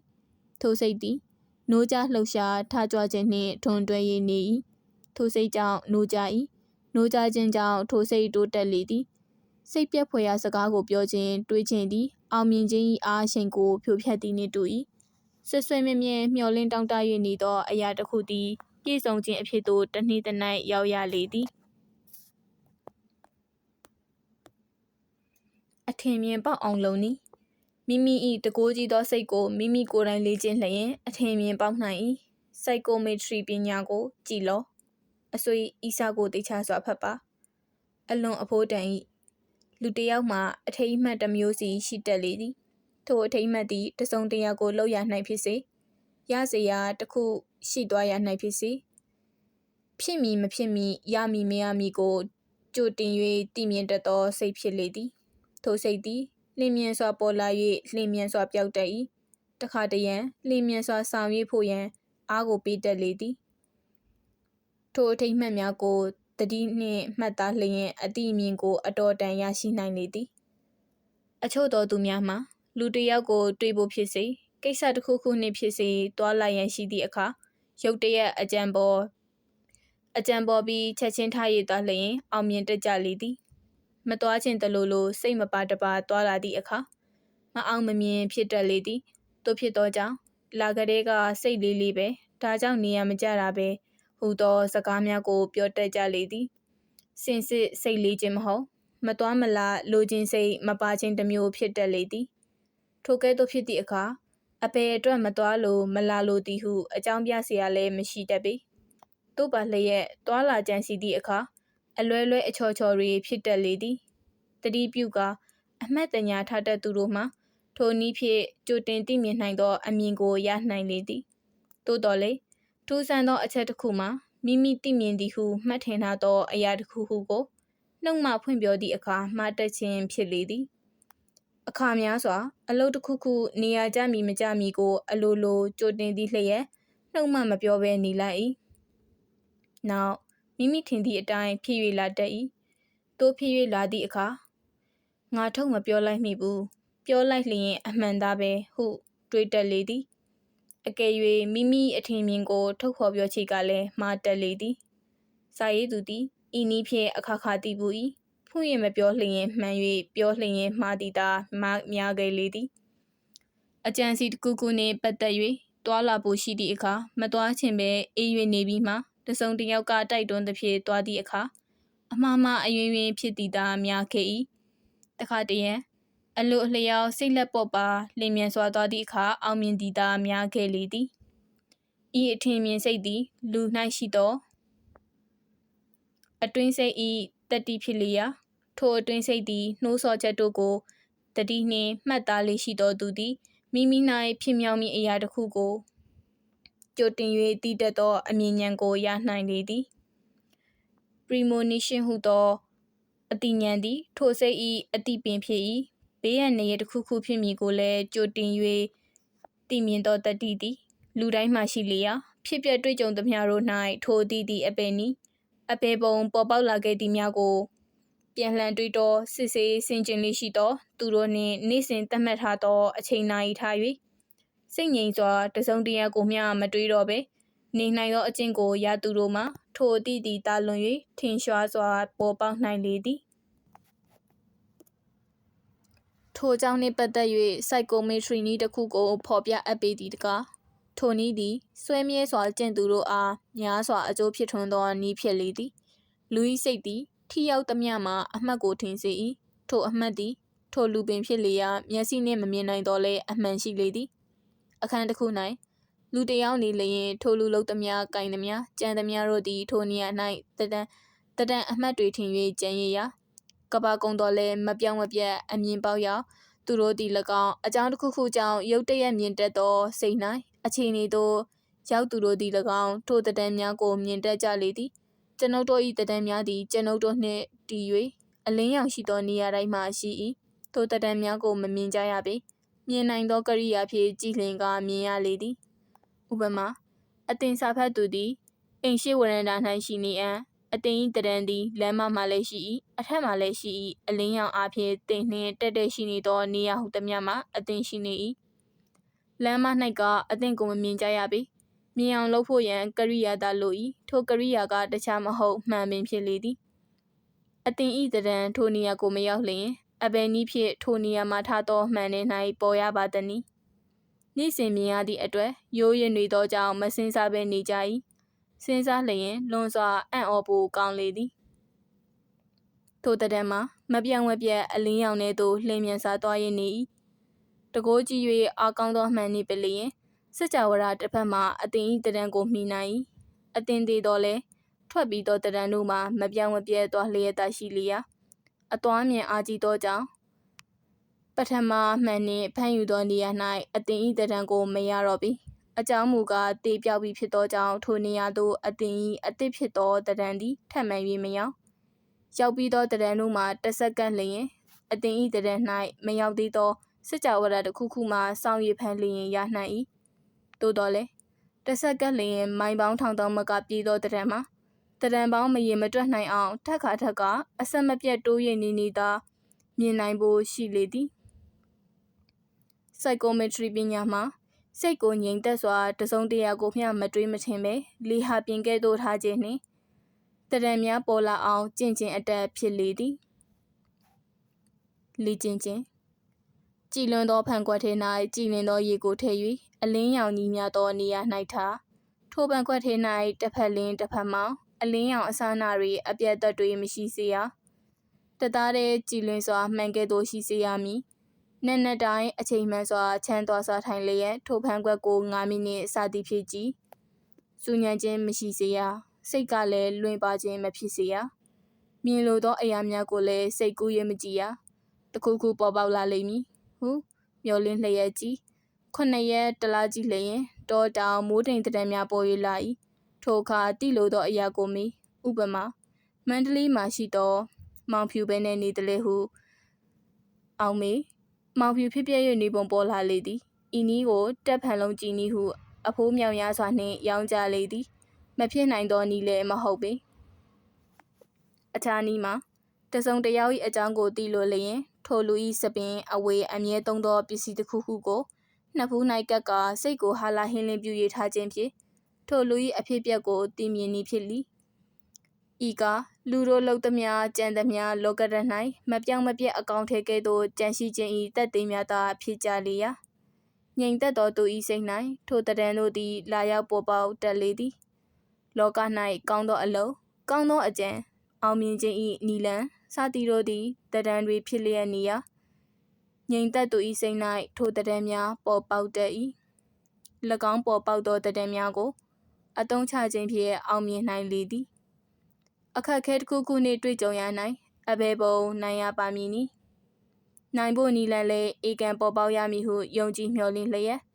စိတ်ငြိမ်သောနေရာ၌စိတ်ဤတကားကိုဖွင့်လျက်တစုံတရာကိုမျှမတွေးပဲထိုအခက်ခဲကိုအောင်မြင်ဖို့နီလန်းပေါ်လာမည်ကိုသာစူးစိုက်ဆွဲ၍ထားချေကထိုအခက်ခဲမျိုးကိုဖြိုခဲ့ဘူးသောသူတို့၏မပြောင်းမပြတ်သောနီလန်းများသည်တဒံအဖြစ်နှင့်ပေါ်လာတတ်လေသည်တခါတရံအိမ်မက်နှင့်ပေါ်လာတတ်လေသည်စူးစိုက်စွာကြံစီသောစိတ်သည်အတွင်းစိတ်သို့ပေါက်ရောက်၏ အတွင်းစိတ်သည်အပင်မြလောက်တန်မိုးကြည့်သည်ကိုကျွန်ုပ်၏ဒုက္ခချမ်းသာစိတ်ပညာချက်၌တွေ့နိုင်၏ထိုတကိုးကြီးသောစိတ်သည်အမြင်ဉာဏ်ကိုဖြစ်စေသည့်တရံများကိုဆောင်ယူ၍ပြမြဲဖြစ်လေသည်လိုချင်တောင်းတသောအရာတစ်ခုကိုလည်းစူးစိုက်စွာထင်မြင်တွေ့ကြံလျက်ရမည်ဟုအမြဲယုံကြည်လျင်ရမည်သာသည်စိတ်ညစ်ခြင်းရှုပ်ပွေခြင်းသည်အထင်မြင်စိတ်ကိုအနှောက်အယှက်ဖြစ်စေလေ၏တို့ဖြစ်လေရာကောင်းကျိုးမင်္ဂလာတို့ကိုဆွဲဆောင်ရမရတူသောအကျိုးမင်္ဂလာတို့ကိုသာဆွဲဆောင်မြဲဖြစ်လေသည်အစိုးကကွယ်နီမကောင်းသောမင်္ဂလာတို့သည်တခါလာလျင်စုဝေး၍ဆက်ခလာတတ်သည်မှာအခြားကြောင့်မဟုတ်တခါဒုက္ခအတွေ့မှာစိတ်သည်အားနည်းဆိုးယုံမှောင်ကျသွားလေသည်ထိုကဲ့သို့ဖြစ်ခြင်းသည်အလားတူမကောင်းကျိုးတို့ကိုပင်ခေါ်သည်နှင့်တူလေရာထက်ခါဒုက္ခတွေ့ရလေသည်အကယ်၍စိတ်အားမဆုံးမနှင်းမှောင်မကြပဲရီကာမောကာတစုံတရာမျှမဖြစ်သလိုနေချေကမကောင်းကျိုးတို့၏အားအရှင်ပြက်ပြီးဆက်လက်၍မလာပေအေးချမ်းရမြဲဖြစ်လေသည်တို့ဖြစ်လေရာအဘယ်မျှပင်မတမရသောအရေးတွေဖြစ်ပေါ်စေကမူစိတ်မပြတ်ပဲကြည်လင်ရှင်ပြစွာထားလျက်နေထိုင်သောနေရာကိုလည်းတာယာတန်ရှင်စိတ်လက်ကြည်လင်ခြင်းဖြစ်အောင်ထားရမည်အပြင်အပါရှုပ်ပွေခြင်းသည်အတွင်းစိတ်ကိုကူးဆက်ကရှုပ်ပွေတို့ကိုဖြစ်ပွားစေတတ်လေသည်အနေထိုင်တက်ရက်သားနာအဝေစာခံညာခြင်းသည်အဆောင်လက်ဖွဲ့ထက်အစွမ်းကောင်းလေသည်လှဖို့ကိုဂယုမဆိုင်အပ်ခန့်ညာဖို့ကြက်တရေကုန်တိုးဖို့ကိုဂယုဆိုင်ရမည်ဤကမင်္ဂလာရှိသောအထင်အမြင်အသွင်တရံတွေဖြစ်ရာမင်္ဂလာကိုဆောင်ကြလေသည်မကောင်းသောအရာများကိုမိမိနှင့်ပတ်သက်၍၎င်းအခြားသူများနှင့်ပတ်သက်၍၎င်းဘယ်အခါမှမထင်မမြင်ကောင်းပေထင်မြင်မိလျင်မိမိမှာထင်မြင်သလိုအကျိုးပေးတတ်လေသည်မိသူဖြင့်ငါကိုမကောင်းကြံနေသည်ငါကိုမျက်မုံကြိုနေသည်ငါကိုပစ္စည်းအောင်ကြံနေသည်အိမ်နီးပါချင်းများငါအပေါ်ဘယ်လိုသဘောထားသည်ဟုသောအကြောင်းများကိုထင်မြင်၍မနေအပ်ထိုအထင်မြင်သည်တကယ်မချစ်မခင်မုန်းထားရန်လိုခြင်းဖြစ်သို့ရောက်စေတတ်လေသည်အပေါင်းတင်၍နီအဆွေအဘယ်သူနှင့်ပေါင်းတင်ရမည်နီအဆွေတိုးတက်ထူးချွန်ရေးသည်ကအပေါင်းတင်ရွေးချယ်ခြင်း၌လည်းအရေးကြီး၏ကောင်းသောအချက်ကလေးများကိုတွေ့အောင်ရှာလူမှန်သမျှ၌ကောင်းသောအချက်ကလေးတွေတစ်မျိုးစီရှိ၏ထိုအချက်ကလေးများကိုတွေ့အောင်ရှာအကဲခတ်ရမည်ထိုကဲ့သို့အကောင်းကိုရှာတွေ့သောသူမှာအလိုလိုချစ်ခင်ဖွယ်ရာအသွင်တစ်မျိုးပေါ်ပေါက်လျက်အဘယ်နေရာမှာမဆိုလွယ်ကူချောမွေ့စွာဝင်ထွက်နိုင်လေသည်များစွာသောသူတို့၏စိတ်မှာထိုကဲ့သို့မဟုတ်မကောင်းကိုရှာ၍ကြည်တတ်သဖြင့်မနစ်လိုဖွယ်သောအသင်ကိုဆောင်ကြရလေသည်အချို့သောသူများမှာမိမိတို့ကိုယ်တိုင်အတောက်စားပြောပါမရှိလူကောင်းသူကောင်းဟုအများအတိမတ်ပြုကြရလေအောင်တတိနှင့်နေကြ၏သို့တော်လည်း၎င်းတို့အနက်အချို့မှာမနှစ်သက်လို့မကြည်ညိုဖွယ်ရာအသွင်သည်အလိုလိုပေါ်၍နေတတ်လေသည်ထိုကဲ့သို့ဖြစ်ခြင်းမှာအခြားကြောင့်မဟုတ်တစုံတစ်ယောက်နှင့်တွေ့သည့်အခါ၌၎င်းလူများတို့၌အပေါ်၌၎င်းလူကောင်းတွေမဟုတ်ဘူးလူယုံမာတွေအလကားကောင်းတွေငါလိုကောင်းတဲ့လူတွေမဟုတ်ဟူသောစိတ်၏အရှိန်သည်၎င်းတို့၏မျက်နှာမှာပေါ်နေလေသည်မနစ်လိုဖွယ်သောမူရာအချို့မှာမိမိတို့၏ကုံကလေးတစ်ခုရှိသဖြင့်တွေ့သမျှသောလူဟုသမျှ၌မိမိ၏ကုံကလေးနှစ်သာတိုင်းတာကငါဟာမျိုးသူတို့မှမရှိအလကားတတဝါတွေပဲဟူသောစိတ်မျိုးရှိတတ်လေသည်တို့ဖြစ်၍မနစ်လိုဖွယ်ရာဖြစ်ကြလေသည်အချို့မှာသူတစ်ပါး၌ရှိသောချီးမွမ်းထိုက်သည့်ဂုဏ်ဟုသမျှကိုရှုတ်ချတတ်ကြလေသည်အချို့မှာမိမိတို့၏ဂုဏ်ထင်ပေါ်အောင်ပြလိုသောစိတ်အားကြီးသဖြင့်တိမ်နှုတ်တိမ်ဖြင်းကြ၏အချို့သဘောကောင်းသည်ဟုသောအထင်ကိုလွန်စွာလိုလားလျက်လက်ရောအားကြီးသောကြောင့်အဖိုးမတန်ဖြစ်ကြလေသည်အချို့မှာမနာလိုဝင်တိုအိတ်တာတရားများအားကြီးသဖြင့်၎င်းတလွှားခြင်းဖြင့်၎င်းမုန်းထားခြင်းကိုခံကြရ၏အချို့မှာလူထဲ၌ထင်ပေါ်လိုခြင်းအစွမ်းတတိပြလိုခြင်းကြောင့်အိန္ဒြေမဲ့ကြ၏အချို့မှာမြောက်ပင်ခြင်းတစ်ဖက်သာသဘောကျအောင်လှုပ်လိုခြင်းကြောင့်တိမ်ဖြင်းကြ၏အချို့ကအရေးအရာရောက်လိုသောစိတ်ဆန္ဒအားကြီးခြင်းကြောင့်ရှုတ်ချခြင်းခံရလေသည်လူချစ်အောင်ခင်အောင်ဟူ၍တမင်ဘာကိုမှမလုပ်ကောင်းလူမုန်းစေတတ်သောအရာတို့သာရှောင်ကျဉ်ရန်လိုအပ်၏သူတစ်ပါး၏အကျိုးစီးပွားဂုဏ်သတင်းကိုထိပါအောင်ကြံကြခြင်းသည် လူမုံအောင်လုပ်ခြင်းဖြစ်လေသည်လူချစ်အောင်လုပ်ခြင်းသည်ကချိန်သားမကြအမှားမှအရွင်ဖြစ်ကြတဲ့လျာလူငယ်များအားလူကြီးမိဘတို့ကလူချစ်အောင်လုပ်ဟူသောစကားကိုပြောသည့်အခါဤအချက်ကိုတက်တက်ကွဲကွဲဖော်ပြကြရမည်သို့မဟုတ်လျင်ခွသမားလေးများဖြစ်တတ်ကြလေသည်လူကိုကြောက်ခြင်းလူချင်းမကြောက်ရအချို့သောသူများသည်အကြောင်းမဲ့လူကိုကြောက်ကြ၏စင်စစ်မှာကြောက်ခြင်းဟူ၍လည်းတေချစွာမခေါ်နိုင်၎င်းတို့သည်အခါများစွာလူကိုတတ်ဝန်း၏စွန့်စားဝန်း၏စစ်သူရဲကောင်းများပင်ဖြစ်နိုင်လေသည်၎င်းတို့၏အကြောင်းမှာငါကိုပါထင်မလဲဘယ်လိုသဘောရမလဲငါကိုအဖက်မှလုပ်ပါမလားငါပြောလိုက်ဆိုလိုက်ရင်ကြိုက်မှကြိုက်ပါမလားဟူသောအကြောင်းမျိုးဖြစ်၏၎င်းတို့သည်လွန်စွာမာနကြီးသဖြင့်အနှဲငယ်များရှုတ်ချပြောဆိုခြင်းခံရမှာကိုကြောက်ကြလေသည်ထိုလူတို့သည်အသင်းများအစည်းအဝေးများမှာများစွာပါဝင်ဆောင်ရွက်ခြင်းဖြင့်ထိုအကြောက်တရားကိုနိုင်နိုင်လေသည်ထိုအခါလူများတို့၌စိတ်ကောင်းစိတ်မြတ်ရှိသူတွေများကြောင့်သိရသဖြင့်အားတက်၍လာလိမ့်မည်ခန့်ညားစွာနေရမည်အချို့မှာမိမိကိုယ်ကိုသူတစ်ပါးလေးစားအောင်ခန့်ညားစွာမနေကြပေထိုခန့်ညားအောင်မနေခြင်းသည်မိမိတို့ကိုယ်နိုင်နှင့်ပတ်သက်၍မိမိစိတ်မှာအထင်မြင်သေးပြီးဖြစ်သောကြောင့်အပေါင်းအသင်းထဲမှရဲမရောဝံ့ပဲနေကြလေသည်၎င်းလူမျိုးမှာမိမိတို့၏အနေထိုင်ကိုပြုပြင်လျက်ခန့်ညားစွာနေကြရသည်အာဏာလွန်ခြင်းသည်ကြောက်ခြင်းနှင့်တွန်တွဲလျက်ရှိ၏အချို့မှာအာဏာတခြင်းလုံးမရှိကြပေအာဏာစိတ်ကိုနည်းနိုင်သမျှနည်းစေရမည်အချို့မှာငယ်စဉ်ကအိမ်၌တော်၎င်းကျောင်း၌တော်၎င်းအရက်တစ်ခုခု၌တော်၎င်းအောက်ကျနောက်ကျနေကြရခြင်းကြောင့်အောက်တန်းကျသောစိတ်၏ယောဂအဆွဲဖြစ်တလေရာငယ်ကမိမိအောက်ကျခဲ့ရခြင်းအကြောင်းများကိုအကုန်စင်ပြန်၍တတိယအောင်စစ်ဆေးပြီးဒါကြောင့်ကိုဟုတ်သိရမည်ထိုအသည့်ကိုတရားတည်နှင့်တပြိုင်တည်းအကြောက်အလိုလိုပြောက်လိမ့်မည်လူတို့သည်အသည့်ကိုသာအမြဲကယူဆိုင်နေကြသည်မဟုတ်လူဟုသမျှမှာကိစ္စတွေများစွာရှိကြသည်တို့ဖြစ်လျာငါကိုဘယ်လိုထင်ကြမည်ဘယ်လိုအောက်မေ့ကြမည်ဟုသောအကြောင်းကိုတွေး၍ကြောက်เสียမရှိပေချီမွန်9ရက်ကဲ့ရဲ့9ရက်ဟုသောစကားသည်လူသည်လူကိုအမြဲကယူဆိုင်ကြောင်းပြသောစကားပင်ဖြစ်သည်ဤစကားကိုအခြေပြု၍မိမိသည်တစုံတရာတွင်မတော်တဆမှားသောအမှားကိုမြင်ပြန်ပြင်ပြီးအမှန်ကိုလုပ်ဖို့ရာမနှောင့်နှေးစေရအမှန်လန်းကိုရောက်သည့်နှင့်တပြိုင်နက်မိမိ၏အဖြစ်ဘဝသည်ပျော်စရာကောင်းသည်ဟုထင်မှတ်လာမည်မလွယ်တည်း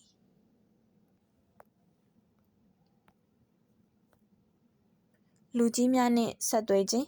သေးငယ်သောအခွင့်အရေးကိုရအောင်ယူကျောင်းမှထွက်ခွာစာလူငယ်တစ်ယောက်သည်ထင်ရှားကြော်ကြားပုဂ္ဂိုလ်ကြီးတစ်ယောက်နှင့်တင်မြတ်လိုသည်၎င်း၏အကူအညီကိုရခြင်း၏အပေပုံလုံးမည်နီလူကြီးများ၏စိတ်၌ထူးဆန်းသောအချက်တစ်ချက်ရှိ၏ထိုအချက်သည်အခြားမဟုတ်မိမိတို့အပေါ်၌ကျေးဇူးပေးရသူတစ်စုံတစ်ယောက်ကိုပိုမို၍ကြည့်ရှုဆောင်မလိုသောစိတ်ရှိခြင်းဖြစ်လေသည်အချို့သောငရဲသူများသည်လူကြီးထံမျက်နှာရအောင်ထိုလူကြီးများအတွက်အမျိုးမျိုးလုပ်ကိုင်ဆောင်ရွက်ပေးကြ၏ထိုနည်းဖြင့်အထက်လူကြီးခင်မင်ခြင်းကိုရကြလေသည်ထိုနည်းထက်လွယ်ကူခန့်ညာတာလွန်မြင့်မာ၍ထိထိရောက်ရောက်အကျိုးများသောနည်းမှာ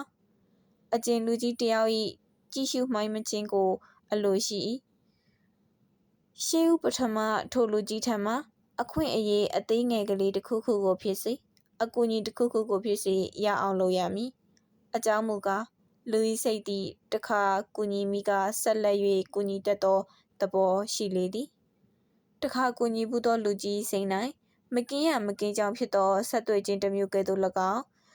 တူသားအပေါ်၌လူကြီးမိဘဦးကြီးဦးလေးဆရာသမားတို့ထားအပ်သောစိတ်မျိုး၏အငွေသက်ပေါ်ပေါက်လာတတ်လေသည်အချက်ကိုသိရမည်ထင်ရှားကြော်ကြားသောပုဂ္ဂိုလ်တစ်ယောက်ကပြောပြဖို့ဒီမှာတူငန်းကလွယ်ကူစွာအပါသို့မကဲရဂုံအသေးရှိလူကြီးတစ်ယောက်ထံမှအကူအညီကိုလိုချင်သဖြင့်အမျိုးမျိုးကြံရမရရှိခဲ့ကြောင်းထိုအခါ၌မိမိမှာမထင်မရှားသောကျောင်းသားများဖြစ်ကြောင်းတနေ့တနေ့အကိုနော်မီပညာနှင့်ပတ်သက်၍ခက်စစ်တစ်ခုကိုသိလိုသဖြင့်မိသူထံဆင်ကဲ့ရမည်ကိုစုံစမ်းသောအခါအဆိုပါပုဂ္ဂိုလ်ကြီးသည်ထိုပညာကိုလိုက်စားသူဖြစ်သည်ဟုကြားသိရကြောင်းသူကြားသိရသဖြင့်မိမိအခက်အခဲကြောင့်ကိုစာရေးပြောကြားပြီး အဘယ်စာအုပ်များကိုဖတ်ရမည်ဟုကျေးဇူးပြု၍လမ်းညွှန်ပေးပါမည်အကြောင်းထိုစာ၌တောင်းပန်လိုက်ရာ၎င်းပုဂ္ဂိုလ်ကြီးသည်ခရခေစီအကြောင်းကိုကိုယ်တိုင်လက်ရည်နှင့်ရှင်းပြရုံမကမိမိမှာစာအုပ်ကောင်းတစ်ခုရှိကြောင်းထိုစာအုပ်ကိုရိုးရိုးသေးသေးဖတ်လို့လျင်ငှားနိုင်ကြောင်းစာပြန်၍လာလေ၏ထိုအခါ၎င်းစာအုပ်ကိုအလွန်တရာဖတ်လို့ကြောင်းသို့တော်လည်းမိမိထံသို့ပို့ရခြင်းဒုက္ခအပူမရှိရအောင်ထိုစာအုပ်ကိုကိုယ်တိုင်လာယူပို့ရန်ခွင့်ပြုပါကလွန်စွာကျေးဇူးတင်မည်ဖြစ်ပါကြောင်းစာပြန်လိုက်လေ၏ထိုအခါအခွင့်ပြုသောစာကိုရရှိပြန်သဖြင့်ကိုယ်တိုင်တွားရောက်ရာမှအကြောင်းအပေါင်းတင်ပြီး၎င်းနှင့်တူဝေးဆရာတပည့်လိုဖြစ်ပြီးအရာရာ၌အကူအညီကိုလွယ်ကူစွာရခဲ့လေသည်သို့တော်လည်းလူကြီးနှင့်ဆက်ဆံရာ၌အလိုကိုသိဖို့အခွင့်သာတိုင်းလိုက်ရောခြင်းမပြုမှုတတိယရှိရလေသည်လူကြီးများသည်မိမိတို့ခင်မင်၍လာလျင်အပြစ်ပင်ရှိစေကမူလှိလူရှုတက်လျာအချို့ကလူကြီးများမသိမမြင်၎င်းတို့ကိုညာလျင်ရသည်ဟုမှတ်ထင်ကြလေသည်သို့မှတ်ထင်၍မတော်သောအမှုကိုပြုမိကအချစ်သည်အမုန်းဖြစ်တတ်လေသည်ဤကအချက်ကိုသိခြင်းဖြစ်လျာလောက၌ပညာတတ်တိုင်းမကြည်ပွားဝိရိယရှိတိုင်းလည်းမကြည်ပွားယူသားတိုင်းလည်းမချမ်းသာအချက်ကိုသိတတ်မှကြီးပွားချမ်းသာနိုင်လေ၏ယခုခေတ်သည်ခလုံးနှိပ်သောလျှက်စစ်ခေတ်ဖြစ်၏နွားနှင့်ကျွဲနှင့်မြင်းနှင့်ယုံသောခေတ်မဟုတ်ပေတို့ဖြစ်လျာစိတ်အကြောင်းကိုသိသဖြင့်ခလုတ်ကိုနေရာတကျနှိပ်တတ်ဖို့အရေးကြီးလေသည်ထို့သို့နှိပ်တတ်အောင်အကြအမြင်ဘဟုတုတများရ၏စုဆောင်ရ၏ရှာဖွေရ၏စုံစမ်းရ၏သို့မှမှားသောခလုတ်မှန်သောခလုတ်ဟု၍ရွေးချယ်နိုင်မည်ဖြစ်သည်မှန်သောခလုတ်တစ်ခုသည်တသက်ပံအသုံးဝင်၏မဖြစ်မနေစိတ်ကိုထားဆရာဖြစ်တဲ့အောင်မလျက်ကျောင်းသားကိုမထိန်တတ်သောဆရာတွေတင်ချတက်လျက်စရင်ကိုနာမလဲMD ပွဲရလျက်ယောဂတက်တအောင်မကူတဲ့ရောင်းဝယ်ရေးစာမှုပွဲအောင်လျက်တစ်ကြက်တန်တပူးကိုရောင်းရအောင်ကျင်ညာမရည်တဲ့သူတွေများစွာရှိတတ်လေသည်တို့ဖြစ်လျာအကြံစီအလောက်ကင်ဟုသမျှ၌ခလုံးနှိပ်ခြင်းအတက်ကိုနားလဲအောင်ညံထုတ်တတ်သောအလေးကိုရအောင်ကျင်ရလေသည်အများအားဖြင့်အခက်အခဲတွေ့လျင်ခလုတ်ကိုရှာကြံရန်တတိမရကြပြီတတိယ၍ရှာကြံလေးရှိချေကတွေးဖို့ရန်များစွာမခက်လာပြီယခုအတတ်ပညာတစ်ခုခုကိုတက်လို့လျင်ရှေးခါကလိုအဘယ်အရက်မှဆရာကောင်းရှိသည်ဟုတရင်ကိုနားထောင်ကတက္ကသိုလ်ကိုမိခိုဖို့ခေမဟုတ်ချေအင်ဂျင်နီယာဖြစ်လိုသူသည်မိမိ၏ဝါသနာနှင့်နီးကပ်ချေကငါအင်ဂျင်နီယာဟုသောစိတ်ကိုထားအင်ဂျင်ကိုဖြစ်အောင်လုပ်အင်ဂျင်နီယာဖြစ်ရလေသည်အင်္ဂလိပ်စာတက်လျင်လော်ကီတွင်အဘယ်ပညာမဆိုစာအုပ်ကိုကြည့်၍လုပ်ခြင်းဖြင့်တက်နိုင်လေရာအမှန်စိတ်ထက်သန်လျင်အမှန်ဖြစ်နိုင်လေသည်ပကြီးရေးခြင်းလျင်အဘယ်ဆရာကိုမှသွားဖို့မလိုလက်နက်ကရိယာများဝယ်ပြီးရေးဖို့သာလိုသည်ဆရာမပြနီးမကျဟုသောစကားသည်ယခုကာလနှင့်မဆိုင်ပေဆွေမြဲသောဆွေအမေရိကတိုင်း၌လူတစ်ယောက်သည်ပကြီးလွန်စွာဝါသနာပါ၏အဘယ်ဆရာထမနီးမခံစာအုပ်များကားများနှင့်တောတောင်ဥတုရာသီတို့ကိုဆရာတင်၍ရေဆေးများကိုအသုံးပြုရေးချေရာမျက်စိကွယ်၍သွားလေသည်ကုသသဖြင့်မျက်စိပြန်လင်းတော်လဲမတဲမကွဲရေးရေးမျှမြင်ရ၏သို့ရေးရေးမှမြင်ရသောအမြင်ကိုအသုံးပြုကာလောကတက်တောတောင်ကိုမိမိအမြင်တိုင်းမှုံမွှားရေးချေရာတွင်ဥတုရာသီအငွေအသက်နနက်နေလဲညနေအချိန်များပါ၎င်း၏ကားများမှာပါဝင်သဖြင့်များစွာကြောကြားလျက်၎င်း၏ကားများကိုအဖိုးကြီးစွာပေး၍ဝယ်ကြရလေသည်မည်သည့်အတက်မဆိုတင်ပြီးမှတက်မည်ဟုသဘောမထားရငါတက်သည်လုံမည်ဟုသောစိတ်နှင့်လုံရမည်အတင်နှင့်အတက်မချအပ်ယခုအချိန်ကိုအသုံးချတက်ရမည်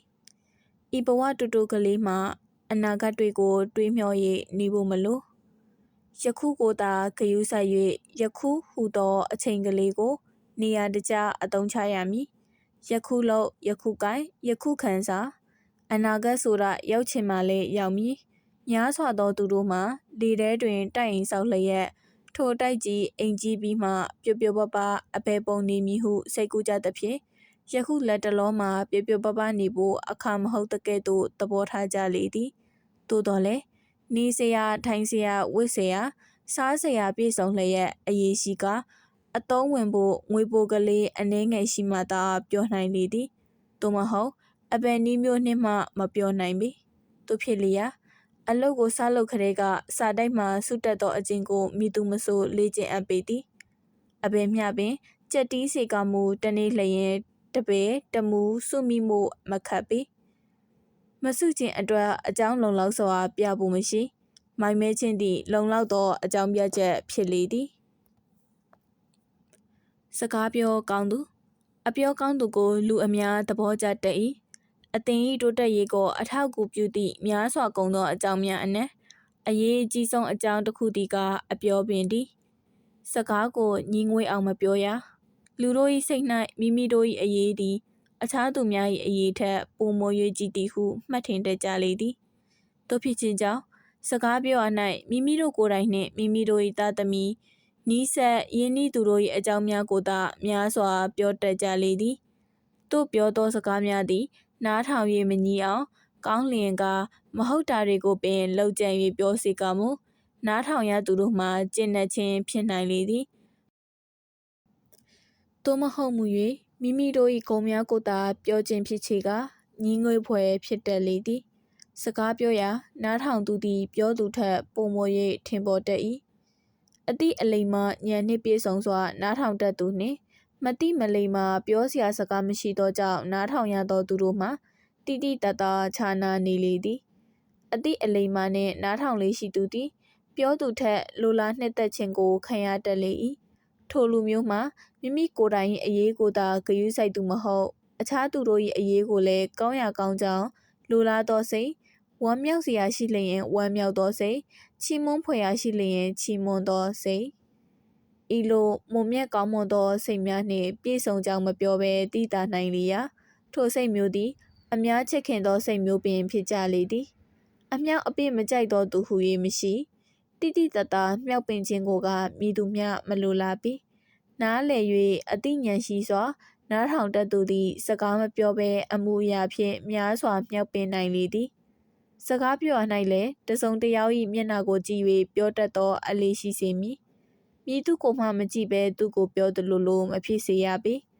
သို့မဟုတ်စဉ်းစား၍ပြောရသောအချို့သောစကားများမှာကမည်သူကိုမျှမကြည့်ဘဲစပွဲပေါ်ရှိသောမှင်အိုးကိုကြည့်၍ပြောနိုင်လေသည်အပြောကောင်းလျင်ရန်သူပင်လက်နှင့်ချ၏စကားသည်ပြောတတ်လျင်လွန်စွာအပြောကောင်း၏အခါခတ်သိမ်းအမြဲပြောရင်မနေရအပြောထက်နားထောင်ခြင်းကပုံမရသည့်အခါတွေများတော့လေ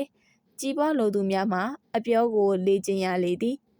အပြောကောင်းခြင်းသည်ရုတ်တရက်တက်ရန်အကြံနှင့်လာသောရန်သူ၏လက်နက်ကိုလွှတ်၍ကြအောင်လုံနိုင်လေသည်ပညာစွမ်းဉာဏ်စွမ်းမှစ၍အခြားဂုဏ်ရည်ရှင်များစွာတို့မှတဖြည်းဖြည်းမှတည်တာ၏စကားမှာချက်ချင်းပေါက်ရောက်သောလက်နက်ဖြစ်လျာစကားသည်ထောင်တက်ကိုပြိုစေသည်စကားသည်တရားကိုနိုင်စေလျက်စကားဖြင့်သူ့လူကိုကိုယ့်လူဖြစ်အောင်လုပ်နိုင်လေသည်သူဖြစ်လျာစကားပြောခြင်းအတတ်ကိုမည်သူမဆိုလေ့ကျင့်သင်ကြားအပ်ပေတည်း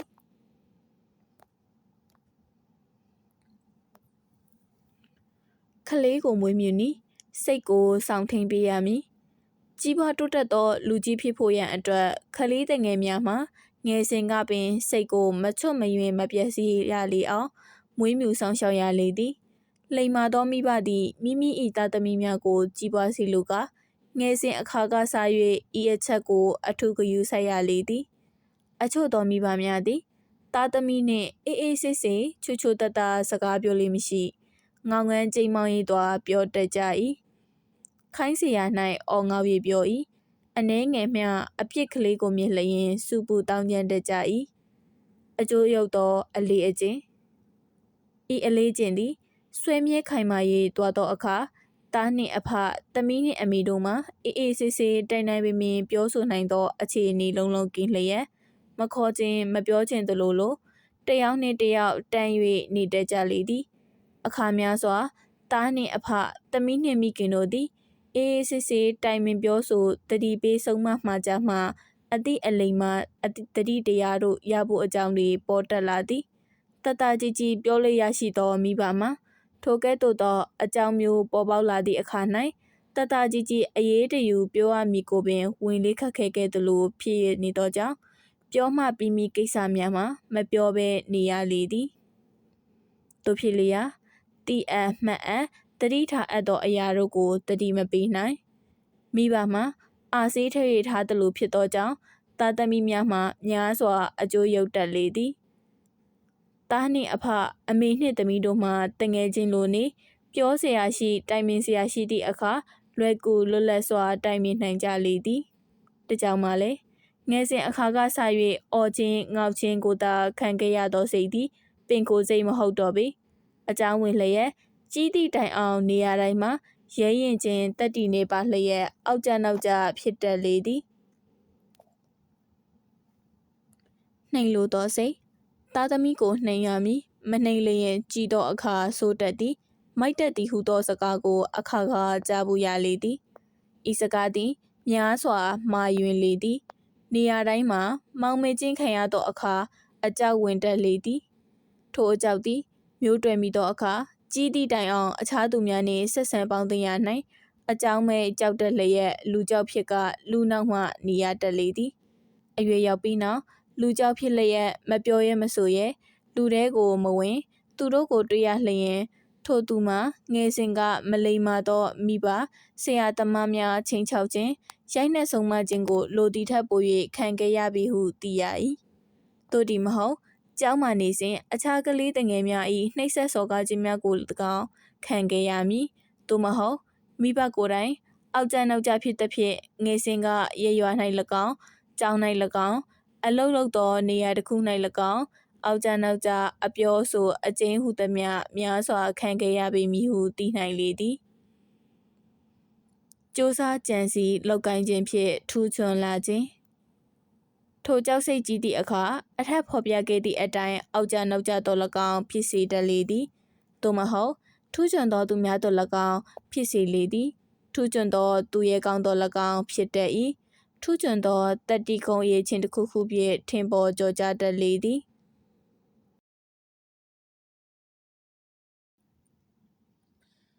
အကြောင်းမူကားမိမိမှာအောက်ကျသောစိတ်ကြောက်သောစိတ်ရှိသည်ကိုမိမိကိုယ်တိုင်တည်တည်ချာချာမသိတဲ့ subconscious ခေါ်အတွင်းစိတ်ကကြိတ်ကတည်သဖြင့်အများထက်သာအောင်စွန့်စားခြင်းအလောက်ကိုင်းတစ်ခုခု၌အများထက်သာလွန်အောင်ထူးချွန်အောင်ကြိတ်၍စ조사ခြင်းဖြစ်နိုင်လေသည်ထိုကဲ့သို့မစ조사ဘဲငယ်ငယ်ကရရှိသောအကြောင်းအတိုင်းလူကြောက်ဖြစ်တတ်လျက်သွားလျင်လူနောက်စားလျင်လူနောက်ထိုင်လျင်လူနောက်ဟုသောစကားလိုဖြစ်၍နေချေကထိုကြောက်စိတ်ကိုပပျောက်အောင်မည်သူမဆိုမိမိကိုယ်ကိုကုသနိုင်လေသည်ကြောက်စိတ်ကိုပျောက်အောင်ကုသနည်းမှာအခြားမဟုတ်ငါသည်အကြောင်းမဲ့ကြောက်၏ငါလောက်မှမဟန်သူတွေလူပေါ်မှာလူလုံး၍နေပါလားငါတော့ဘယ်အတွက်သူတို့လိုမဖြစ်နိုင်ပါသလဲငါမှပါလို့နေလို့လဲလူရှိသမျှငါကိုကြည့်ကယူဆိုင်ပြီးငါကိုသာအပြစ်ဆိုဖို့ကဲရဲဖို့ကြံနေကြလို့လားဤလိုမဖြစ်နိုင်ဤအကြောင်းစိတ်သည်ငါ၏စိတ်၌အမြင့်တည်၍နေခြင်းသည်အကြောင်းရင်းရှိရ၏ထိုအကြောင်းရင်းကအဘယ်နည်းစသည်ဖြင့်မိမိငယ်စဉ်အခါကနေထိုင်ဖြစ်ပျက်ခဲ့ပုံများကိုပြန်လည်စဉ်းစားရမည်သို့စဉ်းစားစစ်ဆေးသည့်အခါငယ်စဉ်ကကြောင်း၌တော်၎င်းအိမ်၌တော်၎င်းအိမ်နီးပါးချင်းများနှင့်ပတ်သက်၍တော်၎င်းစော်ကားနှိပ်စက်ခြင်းအနိုင်ကျင့်ခြင်းရှုတ်ချပြောင်းလောင်ခြင်းများခံခဲ့ရသည်ကိုသတိရလိမ့်မည်သို့မဟုတ်ငယ်စဉ်ကအကြီးအကျယ်ကြောက်ရွံ့ထိတ်လန့်ခဲ့မှုသောအဖြစ်အပျက်အခိုက်အခါတစ်ခုကိုသတိရလိမ့်မည်သို့သတိရသောအခါဤကအကြောင်းရင်းပေတကားစင်စစ်ငါ၌ဤလိုကြောက်ဖို့ရန်တစုံတရာမရှိငယ်စဉ်ထိုအခါကထိုနေရာမှာငါဖြူတို့ညီကိုနှင့်နွားကြောင်းရာမှာဟိုလိုဖြစ်ခဲ့သည့်အတွက်ကစားပြီးယခုတိုင်ဆွဲနေသည့်အကြောင်းမှာကလားဟုဆင်ခြင်ရမည်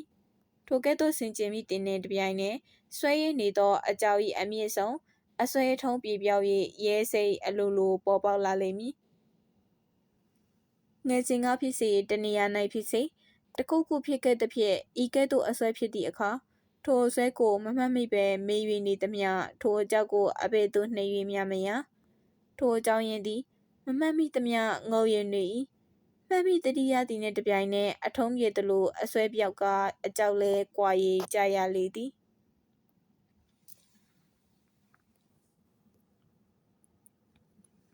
ကျွန်ုပ်ဤကိုယ်တွေကျွန်ုပ်ကိုယ်တိုင်ဤကဲ့သို့ဖြစ်ပူသည်ကအောက်ပါအတိုင်းပေသည်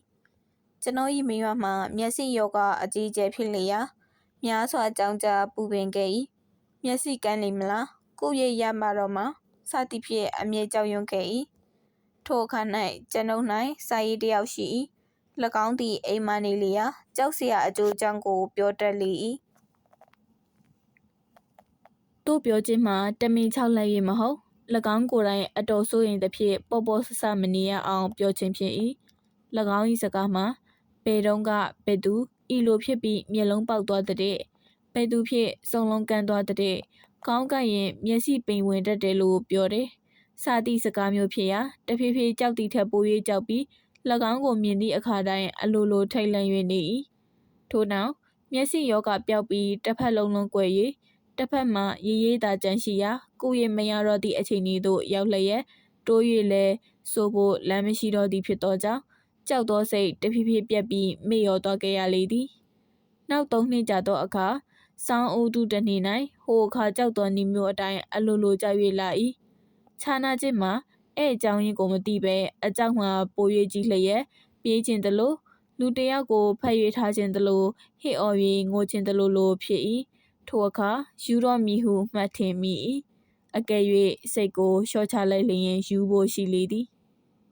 ထိုအခါကံအားလျှော်စွာ psychoanalysis ခေါ် psycho တခွဲဟန်နည်းပညာကိုစ၍ဖတ်ရှုသင်ကြားမှတ်သားခိုင်းနှင့်ကြုံကြိုက်သဖြင့်၎င်းကျမ်းစာ၌ပါသောဤယခုရေးသည့်အကြောင်းအရာများပါရှိသည့်အခန်းတစ်ခုကိုသတိရလိုက်၏တတိယသဖြင့်ငါမှာဤလိုအကြောင်းမျိုးသည်ဤအကျဉ်းသာမကဖြစ်ခဲ့ဘူးသည်အဘယ်တုန်းအခါကပေနည်းဟုပြန်၍တွေးလျက်9 မိနစ်ခန့်အကြာတွင်အကြောင်းရင်းပြန်၍ပေါ်လေ၏ပေါ်တီနှင့်တပြိုင်နက်တည်းဒါပဲကိုဟူသောအသည့်ကိုရယူ၍ထူးခြားသောကြောက်ရွံ့ခြင်းသည်ရှင်းရှင်းပြောက်ကွယ်၍သွားလေသည်အကယ်၍ psychology ပညာကိုမလိုက်စားမိခဲ့ချေကယူရမည်အမှန်ပေသည်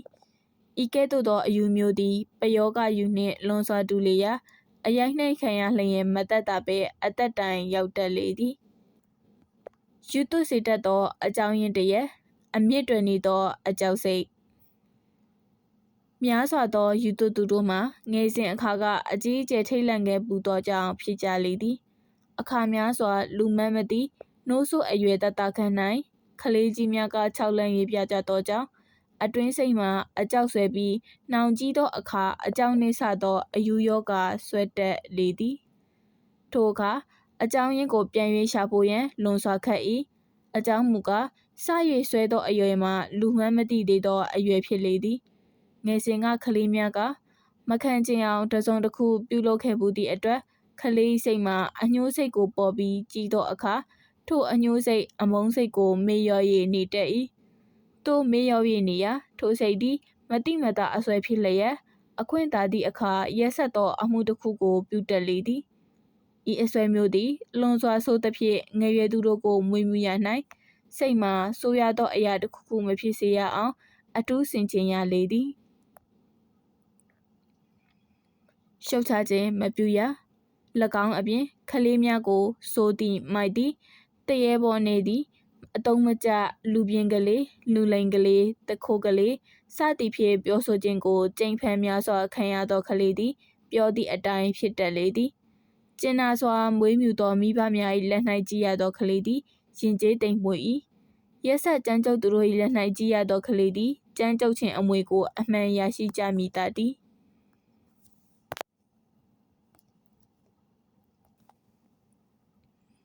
ကိုကျင့်တရားဖြူစင်ရမည်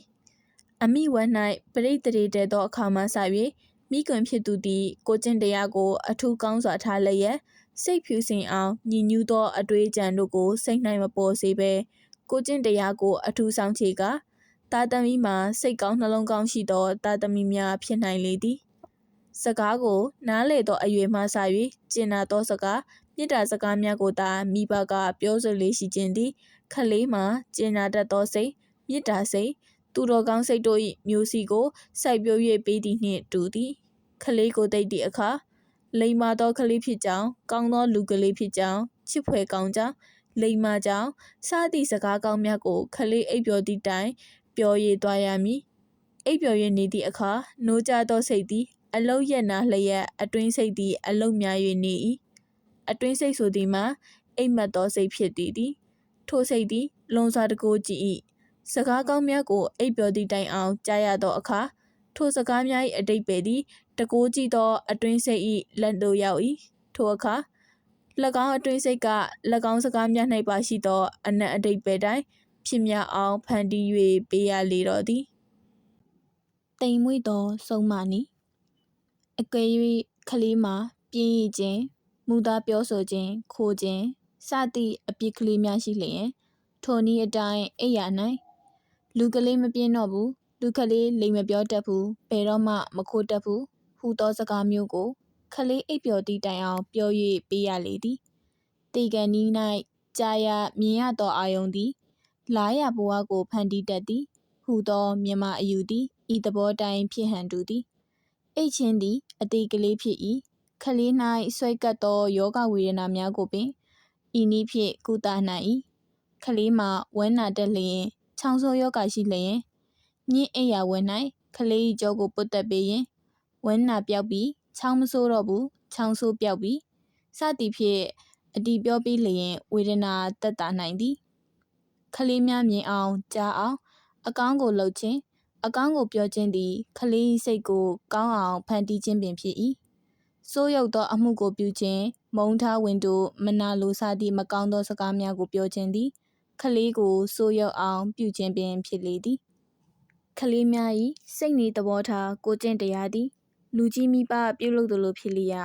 မကောင်းသောပုံသက်သည်များသည်ကလေးများ၏စိတ်သို့တာလွန်လွယ်ကူစွာကူးဆက်တတ်သဖြင့်ကလေးများ၏ရှေ့၌ပြုမှုကျင့်ကြံပြောဆိုပုံကိုအထူးဂရုစိုက်၍ဆင်ခြင်ရလေသည်ကြံစီစိတ်ကူးခြင်းအကျင့်မြင့်မြင့်ကြံဆွဲမြဲလို့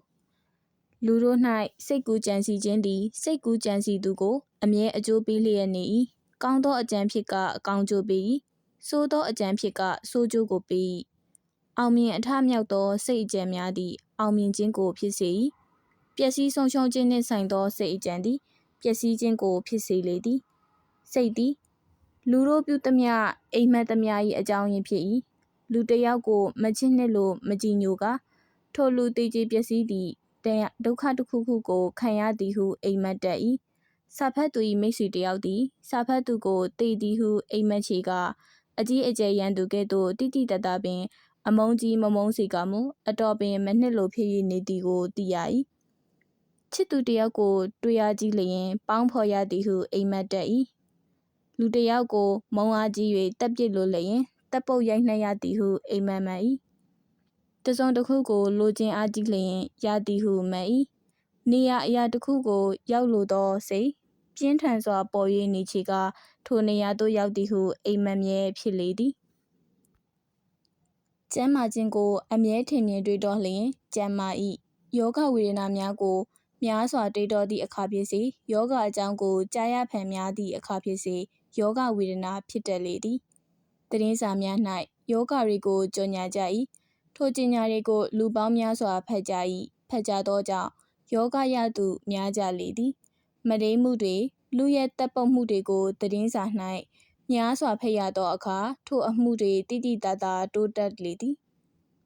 ကပ်ယောဂဖြစ်သည့်အခါတကယ်ယောဂမကူပဲကြားရသူများမှာစိတ်အတွေးကြောင့်ယောဂဖြစ်တတ်လေသည်အတွေးသည်အကြောင်းနှင့်ပူးတွဲသောအခါခံတတ်မရှိဘဲရန်သူကိုတကားဖွင့်၍ပေးသည်နှင့်တူလေသည်လူသည်လွန်စွာတကိုးကြည့်တကိုးမကြည့်လျင်လူအဖြစ်ကိုပင်ရမည်မဟုတ်ပေလူအဖြစ်ကိုရခြင်းသည်ဘဝကပြုခဲ့သောအတိတ်ကံအလုံးအဆောက်အအုံကြောင့်ရခြင်းဖြစ်၏စာဖတ်သူသည်ယခုမှလူဖြစ်၍လာသည်မဟုတ်နိယာမသဘောတရားဖြင့်တပြိုင်တည်းအတူတူအစမရှိသောအခါကာလမှအသင်ရှိ၏တဘာဝတရားသည်အနန္တတကိုဖြင့်ပြည့်စုံ၏အသင်သည်သဘောတရားအစိတ်ပိုင်းဖြစ်၏သဘောတရားနှင့်တစ်ဆက်တည်းဖြစ်၏အသင်ကိုထာဝရဘုရားဖန်ဆင်းသည်မဟုတ်သဘောတရားအသင်သည်အသင်၏အစွမ်းဝါသဘောတရား၏အစွမ်းဖြင့်အစမထင်သောအခါမှအသင်ပေါ်ရှိခဲ့၏ထိုများလောက်အံ့ဖွယ်ကောင်းသောအသင်မနုဿလူသားသည်တကိုးမကြည့်ဘဲနေနိုင်ပါမည်လားအသင်၏စိတ်သည်အသင်ကိုဤယခုခြေနေသို့ရောက်အောင်ဆောင်ခဲ့၏ထိုစိတ်သည်တကိုးပင်ဖြစ်၏ ထိုစိတ်ဖြင့်အရာရာကိုဖြစ်စေနိုင်လေသည်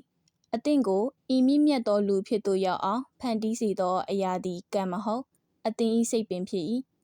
လူဖြစ်အောင်လုံနိုင်သောစိတ်ထက်အဘယ်အရာသည်ပိုမို၍တကိုးကြီးပါမည်နီနောက်ဆုံးသောအခါ၌ဗုဒ္ဓအဖြစ်သို့ရောက်အောင်ဆောင်နိုင်သောစိတ်သည်ဤလောကကြီးပွားချမ်းသာ၏ကိစ္စကလေးများ၌အောင်မြင်ခြင်းကိုဖြစ်စေနိုင်မျှသာတကိုးတတ္ထိမျိုးနှင့်မပြည့်စုံဘဲနေနိုင်ပါမည်လားစူးစိုက်ဆွဲလန်းစွာထင်မြင်ဖို့သာလို၏ထိုအထင်မြင်စိတ်ပင်လျင်တကိုးဖြစ်၏လိုရာကိုထင်အောင်မြင်အောင်စိတ်ဖြင့်ရှုရမည်တောင့်တသောအရာတောင့်တသောအခြေအနေသည်ရနိုင်ဖြစ်နိုင်သောအရာရနိုင်ဖြစ်နိုင်သောအခြေအနေဖြစ်ရမည်ရမည်ဟုသောမျှော်လင့်ကိုးစားစိတ်ချယုံကြည်သောစိတ်နှင့်ထင်မြင်ဖို့သာလိုလေသည်တိုလောတွေးတော်တန်တရားကင်းဖြစ်စေရ၏အကောင်းကိုသာကြည့်ကိစ္စမှန်သမျှတွင်အကောင်းဆုံးကိုသာကြည့်အဆိုးကိုမကြည့်နှင့်အကောင်းသည်အဖြစ်အဆိုးသည်အပျက်တည်းအဖြစ်ကိုရှုလော့အပျက်ကိုမရှုလေနှင့်မင်္ဂလာနှင့်အမင်္ဂလာအဖြစ်ကိုထင်မြင်အောင်ရှုလူမှန်သမျှမှာကြောင်းကြပူပင်စရာတွေရှိ၏သို့တော်လည်းကြီးပွားတိုးတက်လိုသောသူ၏တာဝန်မှာထိုကြောင်းကြပူပင်စရာတို့ကိုထင်မြင်တွေးတောရနေဖို့မဟုတ်ဖြစ်မြောက်အောင်မြင်ပေါက်ရောက်လိုသောအရာကိုသာထင်မြင်လျက်ထင်မြင်သောအရာကိုရဖို့ရန်နီလန်းများကိုရှာကြံဖို့သာလိုလေသည်ထိုအခါကြောင်းကြပူပင်စရာအကြောင်းအရာတို့သည်အလိုလိုပပျောက်ရမည်တာသည်အကျိုးမဲ့ပူပင်ခြင်းများသည်ဖြစ်တတ်လေသည်လောကတစ်ခုလုံး၌အကောင်းတွေကိုသာထင်မြင်အကောင်းတွေကိုသာရှုအကောင်းတွေကိုသာကြံအလှကိုကြည့်အယုတ်ဆိုးကိုမမြင်လေနှင့်တာယာသောကောင်းကင်ကြီးကိုကြည့်၍တိမ်ပုတ်ထဲ၌ငွေရောင်အစင်းရှိသည်ကိုမြင်ရမည်ထိုကဲ့သို့အကောင်းတွေကိုသာထင်မြင်ကြံစီတတ်သောသူထံသို့လောက၏အကောင်းတွေဆု၍လာမြဲဖြစ်လေသည်ယတနာရှိရာယတနာစု၏မင်္ဂလာရှိသောစိတ်ရှိရာသို့မင်္ဂလာရှိသောအရာတွေလာရောက်ရလေသည်ရှေးလူကြီးများသည်မင်္ဂလာရှိသောအတန်မင်္ဂလာရှိသောအဖြစ်တို့ကိုအထူးအရေးယူကြသည်မှာစိတ်ကိုအမင်္ဂလာမကူးဆက်ရအောင်ကာကွယ်ခြင်းပင်ဖြစ်လေသည်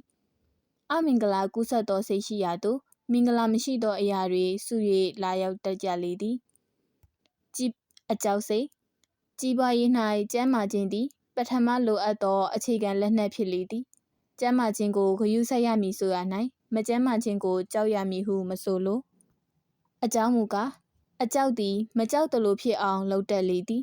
ကျမ်းမာခြင်းကိုအထူးလိုလားသဖြင့်စေချမ်းဝါကျမ်းများကိုဖတ်လက္ခဏာတွေကိုမှတ်တော်လူမှာတစုံတရာနေထိုင်မကောင်းလျင်ကြောက်မက်ဖွယ်ကောင်းသောယောဂလက္ခဏာတွေကိုမိမိ၏တရဏ၌တွေ့အောင်ရှာတတ်ကြ၏တို့ရှာကြံရာအဆုတ်နာနှင့်တူသောလက္ခဏာများကိုတွေ့သဖြင့်အဆုတ်နာမဖြစ်ပေလျက်အဆုတ်နာဆွဲ၏နေသူတွေများစွာရှိခဲ့ပူလေသည်ပေါင်ချန်၌အနှဲငယ်အောင့်တက်ဖြစ်သောကြောင့်ယာနီယခေါ်ဥကြနာဖြစ်ပြီဟုမှတ်ထင်၍ထိတ်လန့်သည့်တကယ်ဥကြနာကဲ့သို့ဝေဒနာခံစားရတတ်လေသည်လူတစ်ယောက်ကိုတွေ့ဘူး၏၎င်းလူသည်တကယ်ဝေဒနာတစ်ခုဖြစ်ဖူးလေရာမိမိကိုယ်တိုင်ဂရုစိုက်လွန်အားကြီးသည့်အတွက်ထိုဝေဒနာမှမလွတ်ကင်းပဲငယ်ငယ်ရွယ်အသက်30ကျော်ကလေးများသည်အသက်60အရွယ်ကဲ့သို့ဖြစ်ကတေဆုံး၍သွားရလေသည်၎င်းစိတ်၌စားသမျှအစာကိုမိမိနှင့်တင်ပါမလားဟုဆွဲလန်းကစားပြီးနောက်ဝမ်းထဲမှာဘလို့နေသလဲဥကောင်းမှာဘယ်ပုံဖြစ်သလဲဟု၍အမြဲဂရုစိုက်နေအိမ်ပြင်ကိုထွက်လျင်အေးမိတော့မီဟုမှတ်ထင်ကအမြဲတက်ကလက်ကိုအင်ကြီးကြီးနှင့်ဥတုသုံးပါမ၍တက်ကလက်ခေါင်းစွပ်နှင့်နေ၏တနေ့လျင်အကျိန်90ခန့်လက်ဝါးကိုဖြန့်ကာယနေ့သွေးရောင်တိုးသလားစုပ်သလားဟုကြည့်၏ထမင်းကိုမူကားလူမမာ2ယောက်စာလောက်စား၏နောက်ဆုံး၌ညစာစားပြီးဝမ်းပိုက်ကိုအကဲခတ်ရင်းတေ၍သွားလေ၏လက်ဝဲစိတ်တကိုတို့ဖြစ်လေရာကျမ်းမာခြင်းကိုဂရုစိုက်မည်မကျမ်းမာကိုလည်း၎င်းတရားမှာကို၎င်းကြောက်ရင်မရကြောက်လျင်ကြောက်တော်လို့ဖြစ်တတ်လေသည်အကြောက်သည်အလွန်အားကောင်းသောလက်ဝဲစိတ်ဖြစ်၏ကက်ယောဂများသည့်အခါထိုလက်ဝဲစိတ်ကြောင့်တေသူတွေရှိကြလေသည်နာမှာကိုမကြောက်နှင့်ပျက်စီးမှာကိုမကြောက်နှင့်တေမှာကိုမကြောက်နှင့်နောက်ဆုံးတေခြင်းထက်ကြီးသောပြောင်းလဲခြင်းသည်မရှိချေတေသောအခါမေ့၏မေ့လျင်အေး၏ငရဲကိုကြောက်ရမည်ဟုရာ၌လူ၏အကျင့်တီလာတာဝန်ဝတ္တရားကျေပွန်သူမှာငရဲကိုကြောက်ရမရှိလောကတစ်ခုလုံး၌ကြောက်เสียမရှိတွေးတော်၍ကြောက်လျင်အသက်တိုမီ ယောဂရမည်ဆင်းရဲဒုက္ခဖြစ်မည်ဟုဒိဋ္ဌပုံသည်မှတ်ပါလိဘေးရန်နေရန်သူနှင့်တွေ့ရ၌အကြောက်သည်အရေးနှိမ့်ခြင်းရှုံခြင်းအသက်ခံရခြင်း၌ပထမအကြောင်းရင်းဖြစ်လေသည်လူတစ်ယောက်ကိုတွေ့ရလုံးကတတ်မည်ပုံမည်ထောင်ထောင်ညက်ညက်ကြည်အောင်လုပ်မည်ဟုကြုံဝါကလိုက်ကြ၏၎င်းလူသည်ထွက်ရည်ပြေးလျင်လွတ်မည်မဟုတ်အလောက်ခံရမည်ဟုသာသည်လိုက်သူများမိမိတို့ကိုခုခံမိသူမဟုတ်အပြေးသမားပဲဟုစိတ်ချလျက်ချာရေဟန်လျက်ရှိကြသည်အကယ်၍မပြေပဲလှံကိုဖြစ်စေဝါချွန်ကိုဖြစ်စေဓားကိုဖြစ်စေကာရိတ်လိုက်သူများကိုပြန်၍လှက်ချေကထိုများလောက်ရဲတော်မီမဟုတ်ပေစင်စစ်မှာလိုက်သူများ၏စိတ်၌မိမိတို့ကိုရံမမှုဝင်ဟုမှတ်ထင်၍လိုက်ကြခြင်းဖြစ်၏ရံမှုခြင်းတိချေကမိသူများဓားလှံအထိခံမည်မဟုတ်ချေငါတို့ကအများဒင်းကတယောက်အေးအေးတေမိကောင်မဟုတ်3-4ယောက်ကိုတက်ပြီးမှတေမိအကောင်ပဲအသက်ခံရသူများထဲမှာငါများပါနေမလားစသည့်အတွေ့သည်တွေးတော်သူများကိုယ်တိုင်မသိပဲလှည့်မြန်စွာပေါ်ပြီးရက်တန်းဆုတ်ခွာနွားကွဲကြကြိုက်ဖြစ်တတ်ကြလေသည်အများကဝိုင်းရည်လိုက်လျင်မကြောက်တော်လူတစ်ယောက်သည်အရေးတာပြီးဖြစ်သည်ဟုမှန်အကြောင်းမူကားအများနှင့်တစ်ယောက်ဖြစ်ရ၌တစ်ယောက်သည်မတရားသဖြင့်ကျူးလွန်သူမဟုတ်ချေကတရားဥပဒေသည်မိမိမှရှိသည်ဟုအာပြုနိုင်လေသည်အထင်အမြင်စိတ်ကိုဖန်နီအထင်အမြင်စိတ်သည်တကိုးကြီးကြောင်ဖော်ပြခဲ့လေပြီသို့တော်လည်းထိုအထင်အမြင်စိတ်သည်အလင်းရောင်နှင့်တူသည်အလင်းရောင်ကိုထူသောမီးမှန်ပြေခံယူကာထိုအလင်းရောင်ကိုစူးရှထက်မြက်အောင်စုသည့်အခါအရာဝတ္ထုများကိုလောင်ကျွမ်းထွင်ပေါင်းနိုင်လေသည်ထို့အတူအထင်မြင်စိတ်ကိုလည်းတမာတိဟုသောအစွမ်းဖြင့်မပြတ်အောင်ဖန်ကာတစုံတရာ၌စူးစိုက်၍ထားသည့်အခါတာလွန်၍တကိုးကြီးလျက်လိုသောအရာကိုတာလွန်လျင်မြန်စွာဖြစ်မြောက်ပေါက်ရောက်အောင်မြင်နိုင်လေသည်လွင့်ပါသောစိတ်သည်တကိုးတတ္တိအရှိန်နှဲပါလေသည်တစုံတစ်ခုကိုပေါက်ရောက်အောင်ကြံတစုံတစ်ခုကိုဖြစ်မြောက်အောင်လုပ်ခြင်း၌စိတ်ကိုတသက်မှတ်ထဲထိုအရာ၌စူးစိုက်စွာထားရလေသည်စူးစိုက်သောစိတ်သည်တကိုးကြီးသော subconscious ခေါ်အတွင်းစိတ်ရှိရာသို့ပေါက်ရောက်လွယ်၏ပေါက်ရောက်သောအခါအလိုရှိသောအရာကိုထိုအတွင်းစိတ်ကဖြစ်မြောက်အောင်လုပ်၍ပေးရလေသည်အစဉ်ကြံလျင်ဖြစ်ရမည်ငွေကိုသာမတ်မော်လျက်ငွေရဖို့စိတ်တစ်ခုတည်းသာအမြဲကြံလျက်တွေးသမျှအရာတိုင်းမှာငွေဖြစ်အောင်ငါဘလို့လုပ်ရပါမလဲဟူ၍သာကြံချေကကြံသောအပြင်စိတ်သည်တကိုးကြည့်သောအတွင်းစိတ်သို့ပေါက်ရောက်ခါငွေဖြစ်ဖို့လမ်းကို၎င်းတကိုးကြည့်သောစိတ်ကဖန်တီး၍တော်၎င်းပေးရ၏အောင်မြင်၍တော်၎င်းပြရလေသည်မည်သူမဆိုငွေကြေးကိုလိုချင်ကြ၏သို့သောလိုချင်ယုံသာလိုချင်၍စူးစိုက်ကြံစီသူနေပါလေသည်အများအားဖြင့်ငွေကိုလိုချင်ကြသည်မဟုတ်ငွေကိုသုံးပစ်ချင်သူကများ၏မြန်မာပြည်သို့လာရောက်ကငွေရှာသူတို့ကငွေကိုသုံးပစ်ဖို့ရန်ထက်ငွေကိုရဖို့ရန်စိတ်ကပိုမို၍ထက်သန်သည့်အပြင်ငွေရလန်းတွေကိုစူးစိုက်သောဆန္ဒတက်အစွမ်းကြောင့်ကျွန်ုပ်တို့မြန်မာလူမျိုးများထက်ပိုမို၍မြင်ကြရလေသည်အမြင့်ကိုမှန်းရမည်အစိုးရအရာရှိဖြစ်လို့သောစိတ်တစ်ခုတည်းသာအမြဲထားလျက်အစိုးရအရာရှိအလုပ်ကိုရဖို့နီလန်းတွေကိုသာစူးစိုက်ရှာကြံ၍နေသောသူတို့မှာ၎င်းအခွင့်အလမ်းကိုပိုမိုများပြားစွာတွေ့မြင်ကြရလေသည်၎င်းတို့မှာမြည်သည့်နေရာကိုသွားရမည်မြည်သူထံကိုဝင်၍ကပ်ရမည်လမ်းဆက်ခန့်အပေမှရှိသည်ဟုသောအချက်လက်များကိုတွေ့လေကြလျာနောက်ဆုံး၌အရေးချင်းရှိသည့်ထက်ပိုမိုသောအခြေအနေကိုရကြလေသည်ထိုများလောက်မကြံသူတို့မှာအရေးအချင်းရှိသလောက်အခြေအနေမှာမကြီးမမြင့်တင့်တင့်ယုံများနှင့်သာရောင်ရဲကြလေသည်မှန်ထားခြင်းကွာသူများလူနှစ်ယောက်သည်ပညာအရေးချင်းတူကြ၏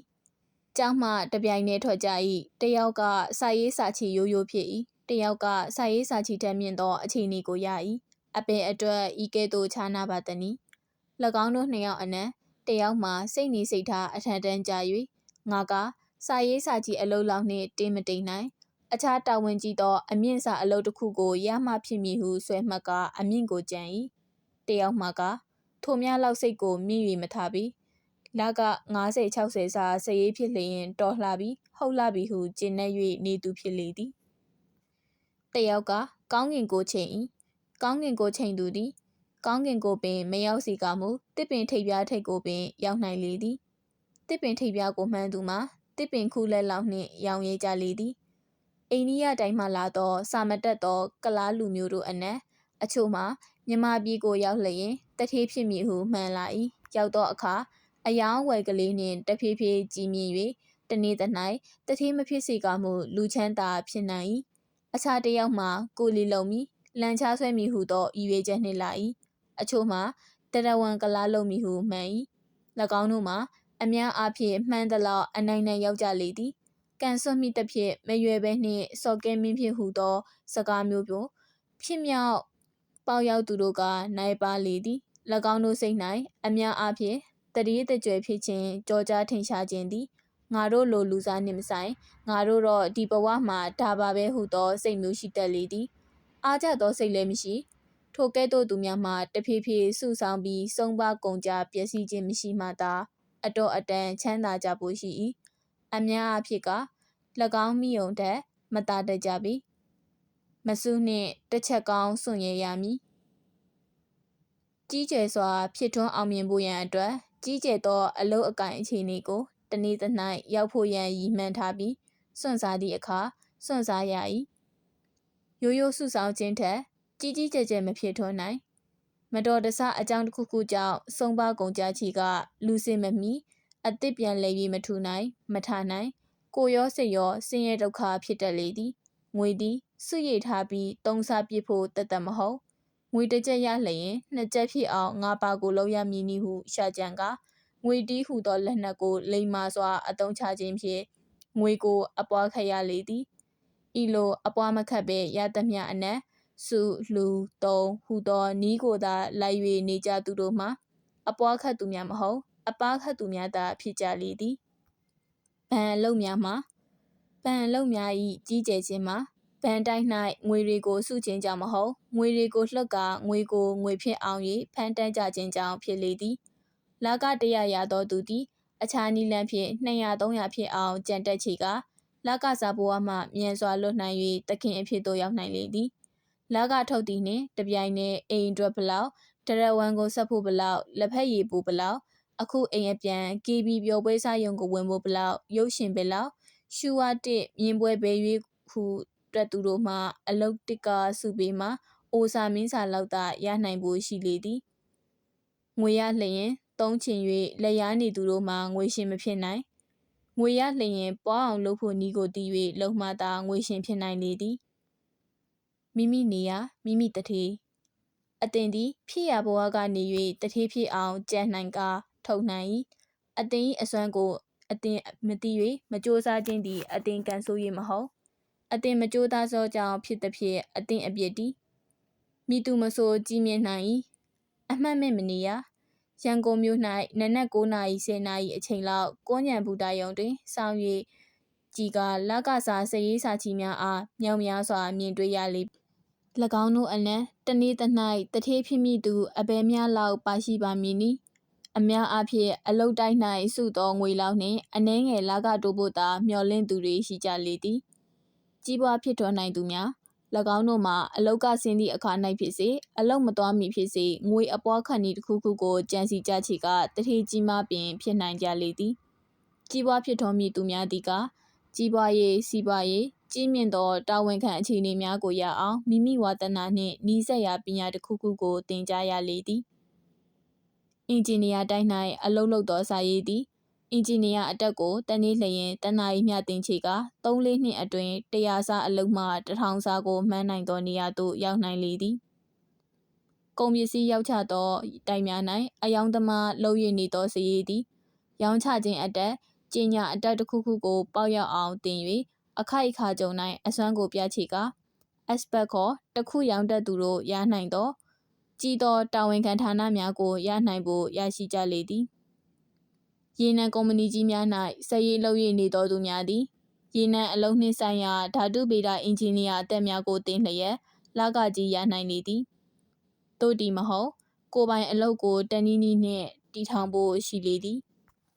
တကယ်စွမ်းလျင်ချီးမြှောက်ခြင်းခံရမည်မြန်မာလူမျိုးတိုင်းရင်းသားများကိုမချီးမြှောက်ပါဘူးဟူသောစကားကိုပြောကြလိမ့်မည်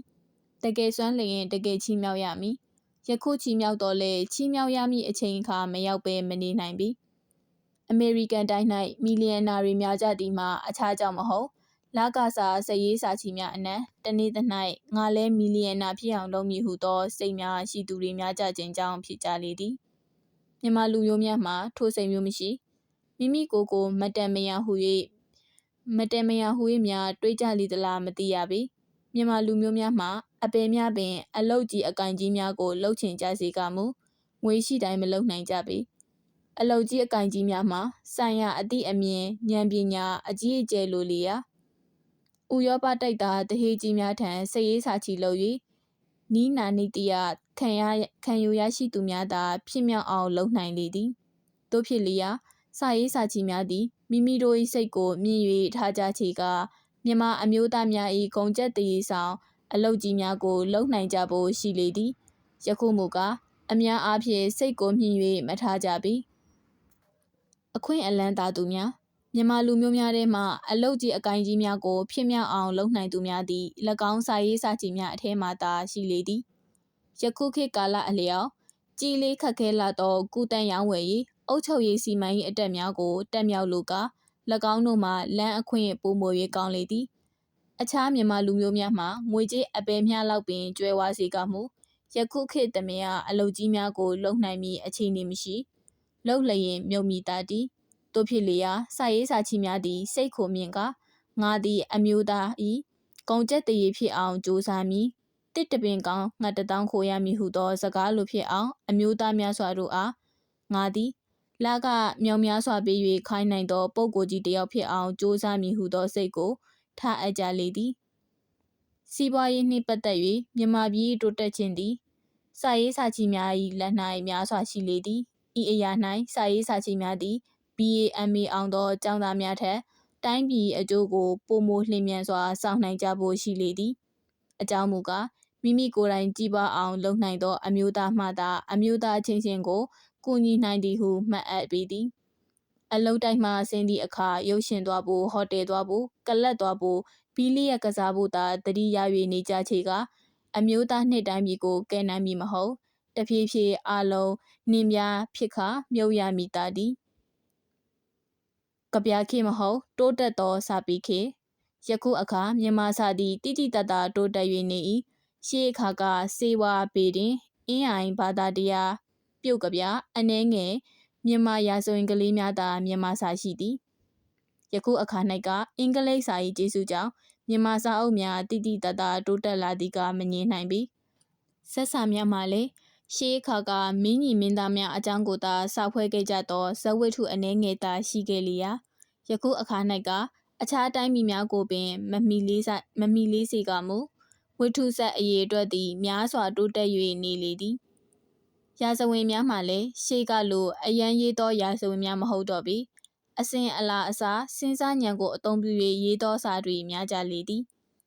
စာပေနှင့်မျိုးချစ်စိတ်နိုးကြားစေရန်နှင့်ဆိုင်သောစာတွေကဗျာတွေလည်းအတော်ပင်များစွာထပ်ပေါ်ကြလေပြီသို့တော်လည်းယခုခေတ်သည်ကဗျာခေတ်မဟုတ်လက်တွေ့အလုပ်ခေတ်ဖြစ်၏ကဗျာမှအချိန်ယူ၍အေးအေးဆေးဆေးရေးရသောစာမျိုးဖြစ်ရာလျင်မြန်သောယခုခေတ်နှင့်မဆိုင်လေချေကောလိပ်ကျောင်းသားများသည်ကဗျာကိုရေး၍နေမိအစားအမျိုးသားများ၏အသိဉာဏ်မျက်စိကိုလျင်မြန်စွာပွင့်လင်းစေမည်သိစေရာနားလည်စေရာအသုံးဝင်မိစာစိတ်တဘောပြုပြင်နိုင်သောအသိမြင်တိုးဖို့စာများကိုသာပြန်ဆိုရေးသားဖို့အရေးဟုသည်တာလွန်၍ကြည်လေသည်သို့တော်လည်းအဟုတ်တကယ်ကဗျာဉာဏ်ဝင်စားကိန်းအောင်သဖြင့်မရေးဘဲမနေနိုင်လောက်အောင်ကဗျာစိတ်တန်သူအနှဲငယ်များတို့ကိုကမရေးရဟုမိသူများကန့်ကွက်ပိတ်ပင်၍ရမည်မဟုတ်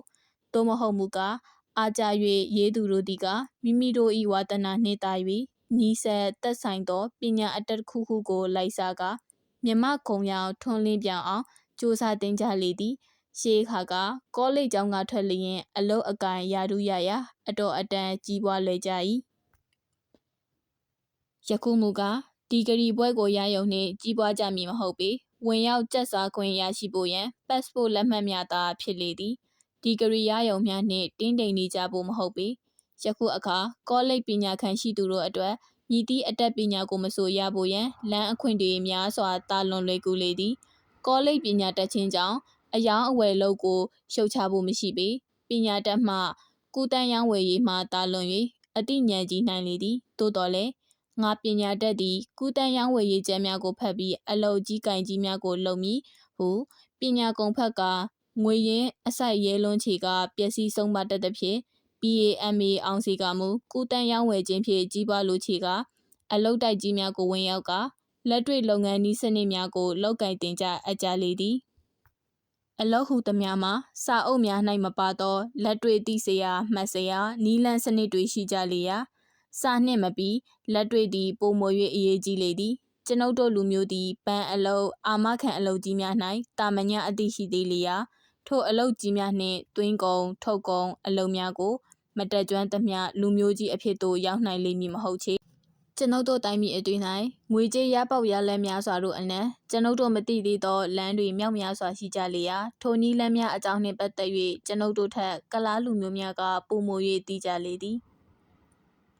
အဖိုးတန်သောမျက်စိစီးပွားရှာရမှမျက်စိရှိပါစေမျက်စိကစီးပွားရေးမျက်စိတည်စီးပွားရေးမျက်စိရှိလျင်စီးပွားကိုမြင်မည်စီးပွားကိုရအောင်လုပ်နိုင်မည်ဖြစ်၏မျက်စိရှင်ခြင်းကြီးပွားရေးလမ်းစဉ်ဉာဏ်မျက်စိရှင်ခြင်းသည်လွန်စွာအရေးကြီးသည်ကံမရှိဉာဏ်ရှိတိုင်းမွေးဟုသောစကားသည်လွန်စွာမှား၏ဉာဏ်အမြင်စေစုံထက်သူတို့မှာမွဲလောက်အောင်မှားခဲ့လေသည်စီးပွားဥစ္စာရှာရ၌အချက်အလက်အကွက်ကောင်းမကောင်းကိုသိမြင်တတ်သောဉာဏ်ရှင်တို့သည်အများအားဖြင့်ထိုဉာဏ်ကြောင့်မမွေးနိုင်အခြားအကြောင်းတစ်ခုခုကြောင့်သာပျက်စီးတတ်လေသည်စီးပွားပြက်ခြင်းသည်ကံကြောင့်လောထိုအကြောင်းများသည်ကတတိလက်ခြင်းရဲတင်လွန်ခြင်းပေါ့လျော့ခြင်းအတုံးများလွန်ခြင်းအပျော်လွန်ခြင်းလောင်းကစားခြင်းမယိုးသားခြင်းစသည်အားဖြစ်တတ်လေသည်လူများမှာအလုတ်အကင်ပြက်သည့်အခါကိုယ်တိုင်အပေါ်နှင့်အပြစ်ပုံချလိမ့်မရှိကိုယ်တိုင်အပြစ်ကိုဝန်ခံရလျင်မရညံ့ရကြမည်ဟုမှတ်ထင်တတ်ကြခြင်းကြောင့်တကြောင်စိတ်ဖြေရာရစိမ့်သောငါ၎င်းတားစီပိတ်ပင်ဖီဆန်၍မရသောကံကိုအစွဲပြုတတ်ကြလေသည်တနည်းအားဖြင့်ဤအစွဲသည်ကောင်း၏အကြောင်းမူကားထိုအယူဖြင့်စိတ်ကိုဖြေနိုင်၏ကိုယ်တိုင်၏အမှားကြောင့်ဟုဝန်ခံရလျင်ငါမှားလေခြင်းငါမိုက်လေခြင်းငါတတိလစ်လို့ပြည့်ရတာပဲစသည်ဖြစ်တွေ့ကစိတ်မချမ်းမသာဖြစ်ဖို့ရှိလေသည်သို့တော်လည်းစီးပွားရှာကြံ၏အလုံး၌ထိုအစွဲသည်များစွာအကျိုးရုပ်စေတတ်၏အကြောင်းမူကားငါကန်ဆိုးနေသည်လောက်ကင်လို့ဖြစ်အောင်မဟုတ်ဘူးဟုသောအစွဲကြီးဖြစ်ပေါ်၍နေတတ်လေသည်ထိုအစွဲဖြစ်ပေါ်၍နေချေကအပြက်ကိုထိန်မြင်ကငါလှုပ်လျင်ပြက်မှာပဲဟုသောစိတ်တကိုးကြောင့်ပျက်စီးနိုင်လေသည်ကံကိုမယုံသောလူမျိုးကွဲများသည်အလုပ်တစ်ခုခုကိုတာမြေတိုင်းမပြတ်မစီးဆက်လက်လုပ်ကင်ကြလေသည်ဂျပန်ပြည်ရှိမစ်ဆွီတားချင်းပေါက်ဖော်တစုတို့မှကြီးပွားတိုးတက်၍သာနေခဲ့လေသည်အစအဆုံးတက်တည်ရမည်မိမိအလုပ်နှင့်ပတ်သက်၍သိစရာမှတ်စရာရှိသမျှကိုကုံစင်အောင်တည်သူတို့မှအကြီးအကျယ်ပျက်စီးလောက်အောင်မမှားနိုင်ပေတိုးတက်ချဲ့ထွင်ရန်နီလန်းများကိုလည်းမြင်လွယ်လေသည်အပြိုင်ပေါ်ပေါက်လာသည့်အခါပြိုင်သူများကိုတနည်းနည်းနှင့်ပြိုင်နိုင်လေသည်အလုပ်တစ်ခုခုကိုလုပ်သည့်အခါကြာလီအလုပ်အကြောင်းကိုပုံမသိလာလေတိုး၍ကြီးပွားတိုးတက်နိုင်လေဖြစ်၏ကြာသလောက်အသည့်အမြင်တိုးချေကပြက်ဖို့လမ်းပေါ်ပေါက်ရန်ခက်ခဲလေသည်တို့ဖြစ်လေရာကြာလျင်အလုပ်ပို၍ခိုင်ခံရမည်ကြာသောအခါရွေ့ရှာဆုပ်ယုပ်ချေကခေတ်ကာလပြောင်းလဲခြင်းနှင့်သက်ဆိုင်ရာသိစရာသတိပြုစရာအချက်လက်တို့ကိုဂရုမစိုက်သောကြောင့်ဟုမှတ်ရမည်ခေတ်မီအောင်လို့လွန်ခဲ့သောနှစ်ပေါင်း90အခါကလောက်ကင်ခဲ့သောနည်းများသည်ယခုခေတ်နှင့်ဆိုင်သောနည်းစနစ်များကိုအသုံးပြုရလေသည်တတိတယောက်သည်အလုပ်အကင်ဆုပ်ယုပ်၍မတိုးတက်သောကြောင့်အခြားကုန်သည်ကြီးတဦးအားမိမိအလုပ်ကိုရောင်းချရ၏တို့ရောင်းချရာ၌ဝယ်သူကအလုပ်ရုံရှိစက်ကရိယာများကိုကြည့်ရှုစစ်ဆေးရာရောင်းသူကစက်ဟောင်းကြီးတစ်ခုကိုပြပြီးဟောဒီစက်ဟာခမည်းကျုပ်အဖိုးအချောင်ရတဲ့စက်ပြဝယ်တာနှစ်ပေါင်း30ကျော်ပြီယခုကျုပ်လက်ထက်ကြတောင်အသုံးပြုနေသေးတယ်ဘာမှမချို့ယွင်းဘူးဟုတက်ကြွသောအမူအရာနှင့်ဟုတ်လာပြီဟုမှတ်ထင်ကပြလေ၏ဝယ်သူကအဲ့ဒါကြောင့်ခမည်းအလုပ်ကိုရောင်းပြရတာပေါ့ပြောပြီး၎င်းဆက်ကြီးကိုဝယ်သူသည်ပထမဦးဆုံးဖြုတ်ပြီးအပြက်ဆိုင်ပို့လိုက်လေသည်အဟောင်းလောအသစ်လောအသစ်မှန်သမျှသည်လည်းမကောင်းအဟောင်းမှန်သမျှသည်လည်းမကောင်းသူ့နေရာနှင့်သူသာကောင်း၏လက်ဟောင်းခင်းနှင့်အတုံးအဆောင်မြန်မာလူမျိုးများမှာအထက်ဖော်ပြခဲ့သောကုန်သည်ကြီးစိတ်မျိုးရှိ၏အဟောင်းမှအကောင်းထင်ကြသောကြောင့်မိတိပစ္စည်းမဆိုလက်ဟောင်းကိုမှအဖိုးတန်ဟုမှတ်ထင်ကြလေသည်ယခုခေတ်သည်လက်ဟောင်းခေတ်မဟုတ်လက်သစ်ခေတ်ဖြစ်၏လေရင်ပြန်ကိုလက်ဟောင်းဝယ်၍စီးလျင်တိုင်ပင်ထိုး၍ကစားလိမ့်မည်မော်တော်ကလက်ဟောင်းကိုဝယ်လျင်တက်စီအပိုးကုန်မည်ဟုပုံသေးမှတ်ရမည်စာအုပ်များလည်းထို့အတူဖြစ်၏မြန်မာလူမျိုးများ၏စိတ်၌ ခြားစားသောပေတိုကလေးကိုမှအကောင်းထင်၏ဥရောပဒေသများသည်ကမိသည့်ပညာမဆိုနောက်ဆုံးပေါ်သောစာအုပ်ကိုမှဖတ်ချင်ကြ၏ဥရောပနိုင်ငံရေးပညာအကိုနော်မီပညာစသည်များ၌နောက်ဆုံးပေါ်သောကျမ်းများကိုမဖတ်ဘဲလက်ဟောင်းကိုဖတ်လျင်အသိပညာအရာ၌3နှစ်အတွင်းနှစ်ပေါင်း300ခန့်လောက်နောက်ကျ၍နေနိုင်လေသည်လောကဓာတ်ပညာ၌ရှေးဟောင်းပညာများကိုဖတ်၍ရှေးကျမ်းဟောင်းများကိုဖတ်၍ကြွားလျင်ရေခဲကိုပဲ့နှင့်လုံမလဲဟုမေးချီကရေခဲနှင့်လုံမည်ဟုဖြေရလိမ့်မည်ရှေးဟောင်းစာများကိုအဖိုးမြောက်များစွာပြီးဝဲကြသည်မှာပညာအတွက်မဟုတ်အထိတ်အမှတ်အတွက်ဖြစ်လေသည်အလင်းလိုလမ်းကိုလိုက်ဟုသောစကားမှကြောင့်မိရထားလမ်းပေါက်ပြီးမှရန်ကုန်သို့ဖျားဘူးလာကြသူများတွားရပုံခြားနာခြင်းဖြင့်တည်ရမည်ရှေးခါကလမ်းအိုဖြင့်ဥရောပကိုတွားရမြန်မာပြည်ကရောမအထိ3နှစ်လောက်ကြာလိမ့်မည်ဤကလမ်းအိုဖြစ်၏ယခုကစူးအပ်တူးမြောင်းလမ်းဖြစ်သည်ရာဇဝင်နှင့်နိုင်ငံရေးအတိတ်ရာဇဝင်ကိုတွက်ခြင်းကြောင့်ယခုကာလနိုင်ငံရေးအလုံး၌လိမ္မာမည်မဟုတ်ပေပုံမို၍ပင်မလိမ္မာဘဲနေနိုင်လေသည်အကြောင်းမူကားယခုကာလမှာရှေးနည်းတွေသုံးရမရရာဇဝင်အသွားသည်ရှေးကနှင့်မတူပေယခုခေတ်နှင့်ဆိုင်ရာတိစရာမှတ်စရာတက်စရာတွေတင်၍မကုန်နိုင်လောက်အောင်များ၍နေသည့်အထက်တွင်ယခုအခါအသုံးမဝင်တော့သည်ဖြစ်သောရှေးအရေးရှေးအရာတို့ကိုရှာဖွေနှိုက်ချော့မှတ်သား၍သတင်းစာများ၌အခြေတင်ရေးသားကြချေကအမျိုးသားများနှင့်မွန်း၍သားဖို့သာရှိပေမည်ကျင်ညာတကိုကောင်းမကြံရအလုပ်တစ်ခုကိုကြီးကျယ်အောင်တီထောင်လုပ်ကန်ရ၌ငါတဦးတည်းအကျိုးစီးပွားအတွက်မဟုတ်ငါတဦးတည်းချမ်းသာဖို့မဟုတ်လူတတ္တဝါများအတွက်ဟုသဘောထားပြီးအသုံးဝင်သောအရာတစ်ခုကိုတစ်ခုခုဖြစ်မြောက်လုပ်ကန်ရောင်းချချေကစိတ်ထားထက်သန်ဖြူစင်သလောက်ကြီးပွားနိုင်၏အများအကျိုးစီးပွားကိုလိုလားသောစိတ်နှင့်အလုပ်ကိုလုပ်လျင်အများ၏မေတ္တာအဟုန်ကြောင့်အလုပ်မှာကြီးပွားတိုးတက်အောင်မြင်ဖို့ဖြစ်သောအထောက်အပံ့အာဏာတကိုးတစ်မျိုးကိုရရှိနိုင်သည်ဟု၍ကတထေးကြီးဟန်နရီဖို့ကပြောပူလေသည်တကယ်အများအသုံးပြုနိုင်လောက်အောင်ပစ္စည်းအောင်တစ်ခုခုကိုအများဝယ်နိုင်သောအဖို့နှင့်ရောင်းချကအမှန်တကယ်ကြီးပွားရမည်သာသည်ယခုခေတ်သမယ၌အလုပ်ကြီးပွားခြင်း၏အရေးကြီးဆုံးသည်ကျင့်ညာဖြစ်၏ကျွန်ုပ်တို့မြန်မာလူမျိုးများမှာကျင့်ညာကိုယခုမှအသုံးပြုစာရှိလေရာကျင့်ညာနည်းစနစ်ကိုနေရာတကျအသုံးမပြုကြဖြစ်ကြတဲ့ဆန်းကျင့်ညာလွင့်နေကြလေသည်မသိလျင်မီမစင်လျင်စေးဟုသောစကားပင်ရှိတော်လေမိမိတို့မသိသည်ကိုမသိကြသည့်အတွက်ကျင့်ညာအတက်ကိုလွယ်ကူသည်မှတ်ထင်ကထင်သလိုလုပ်ရနေကြလေသည်မသိသည်ကိုသိအောင်မကြိုးစားကြသိအောင်တင်ပြသောစာအုပ်များကိုလည်းမဖတ်ကြပေကျင့်ညာလျင်ရောင်းရမည်ဟုမှတ်ထင်၍နေကြလေသည်ကြော်ညာသည်အရင်အနည်းဖြစ်လေရာအရန်ကြော်ညာခြင်းသည်မကုံသင့်ပဲအကျိုးမဲ့ကုန်ကြခြင်းဖြစ်နိုင်လေသည်မတိသဖြင့်30ကုန်ဖို့နေရာမှာ50 100ကုန်ပြီးအကျိုးစီးပွားဖြစ်တဲ့လောက်မဖြစ်ကြပေအခြားလူမျိုးများသည်ကြော်ညာအတက်ကိုကိုယ်တိုင်မတက်ကြသည့်အခါတက်သည်ဟုမိမိကိုယ်ကိုလှည့်စားခြင်းမပြုတကယ်တက်သူများကိုအခကြီးစွာပေး၍ခိုင်းကြလေသည်အမေရိကတိုင်း၌ကြော်ညာကိုယ်စားလှယ်အလုပ်ကိုလုပ်သောကုမ္ပဏီကြီးများရှိရာ၎င်းကြော်ညာကုမ္ပဏီများ၌အချို့သောကြော်ညာအတက်သူများသည် United States နိုင်ငံသမ္မတမင်းလာကလောက်ကြီးသောလာကကိုရကြလေသည်မြန်မာပြည်၌ပင်ဥရောပတိုက်သားများနှင့်အချို့သောအိန္ဒိယတိုင်းသားများသည်ကြော်ညာအလုပ်ကိုတက်သောသူများအားလွှဲထားကြရ၏ကိုယ်တိုင်ထင်ရကိုမလုပ်ကြပေတို့ဖြစ်သောကြောင့်ကြီးပွားကြလေသည်တာဝန်ကိုလွှဲတက်ရမည်မြန်မာလူမျိုးများမှာကြော်ညာအလုပ်ကိုတက်သည့်နားလေသောသူတို့နှင့်မတိုင်ပင်ပဲကိုယ်တိုင်လုပ်ကြသောကြောင့်ကြော်ညာအတက်ကိုတက်သူတို့အားပေးရမည်တမှုထံအတွက်100 1000ဆုံးမနစ်နာခြင်းကိုခံ၍နေကြရလေသည်မြန်မာကြော်ညာများသည်ခလေးကစားသလိုဖြစ်၍နေလေသည်ဤစကားကိုလည်းမယုံကြည်ကြငါတို့တက်သည်ဟု၍သာမှတ်ထင်ကအပေအထိမှားလျက်ငွေများကိုအလဟတ်သက်အပေများဖြုံးတီးနေကြအောင်မသိကြပေအလုံး၌မိမိတို့အမှားကိုတီးဖို့ခတ်သည်မှာအခြားကြောင့်မဟုတ်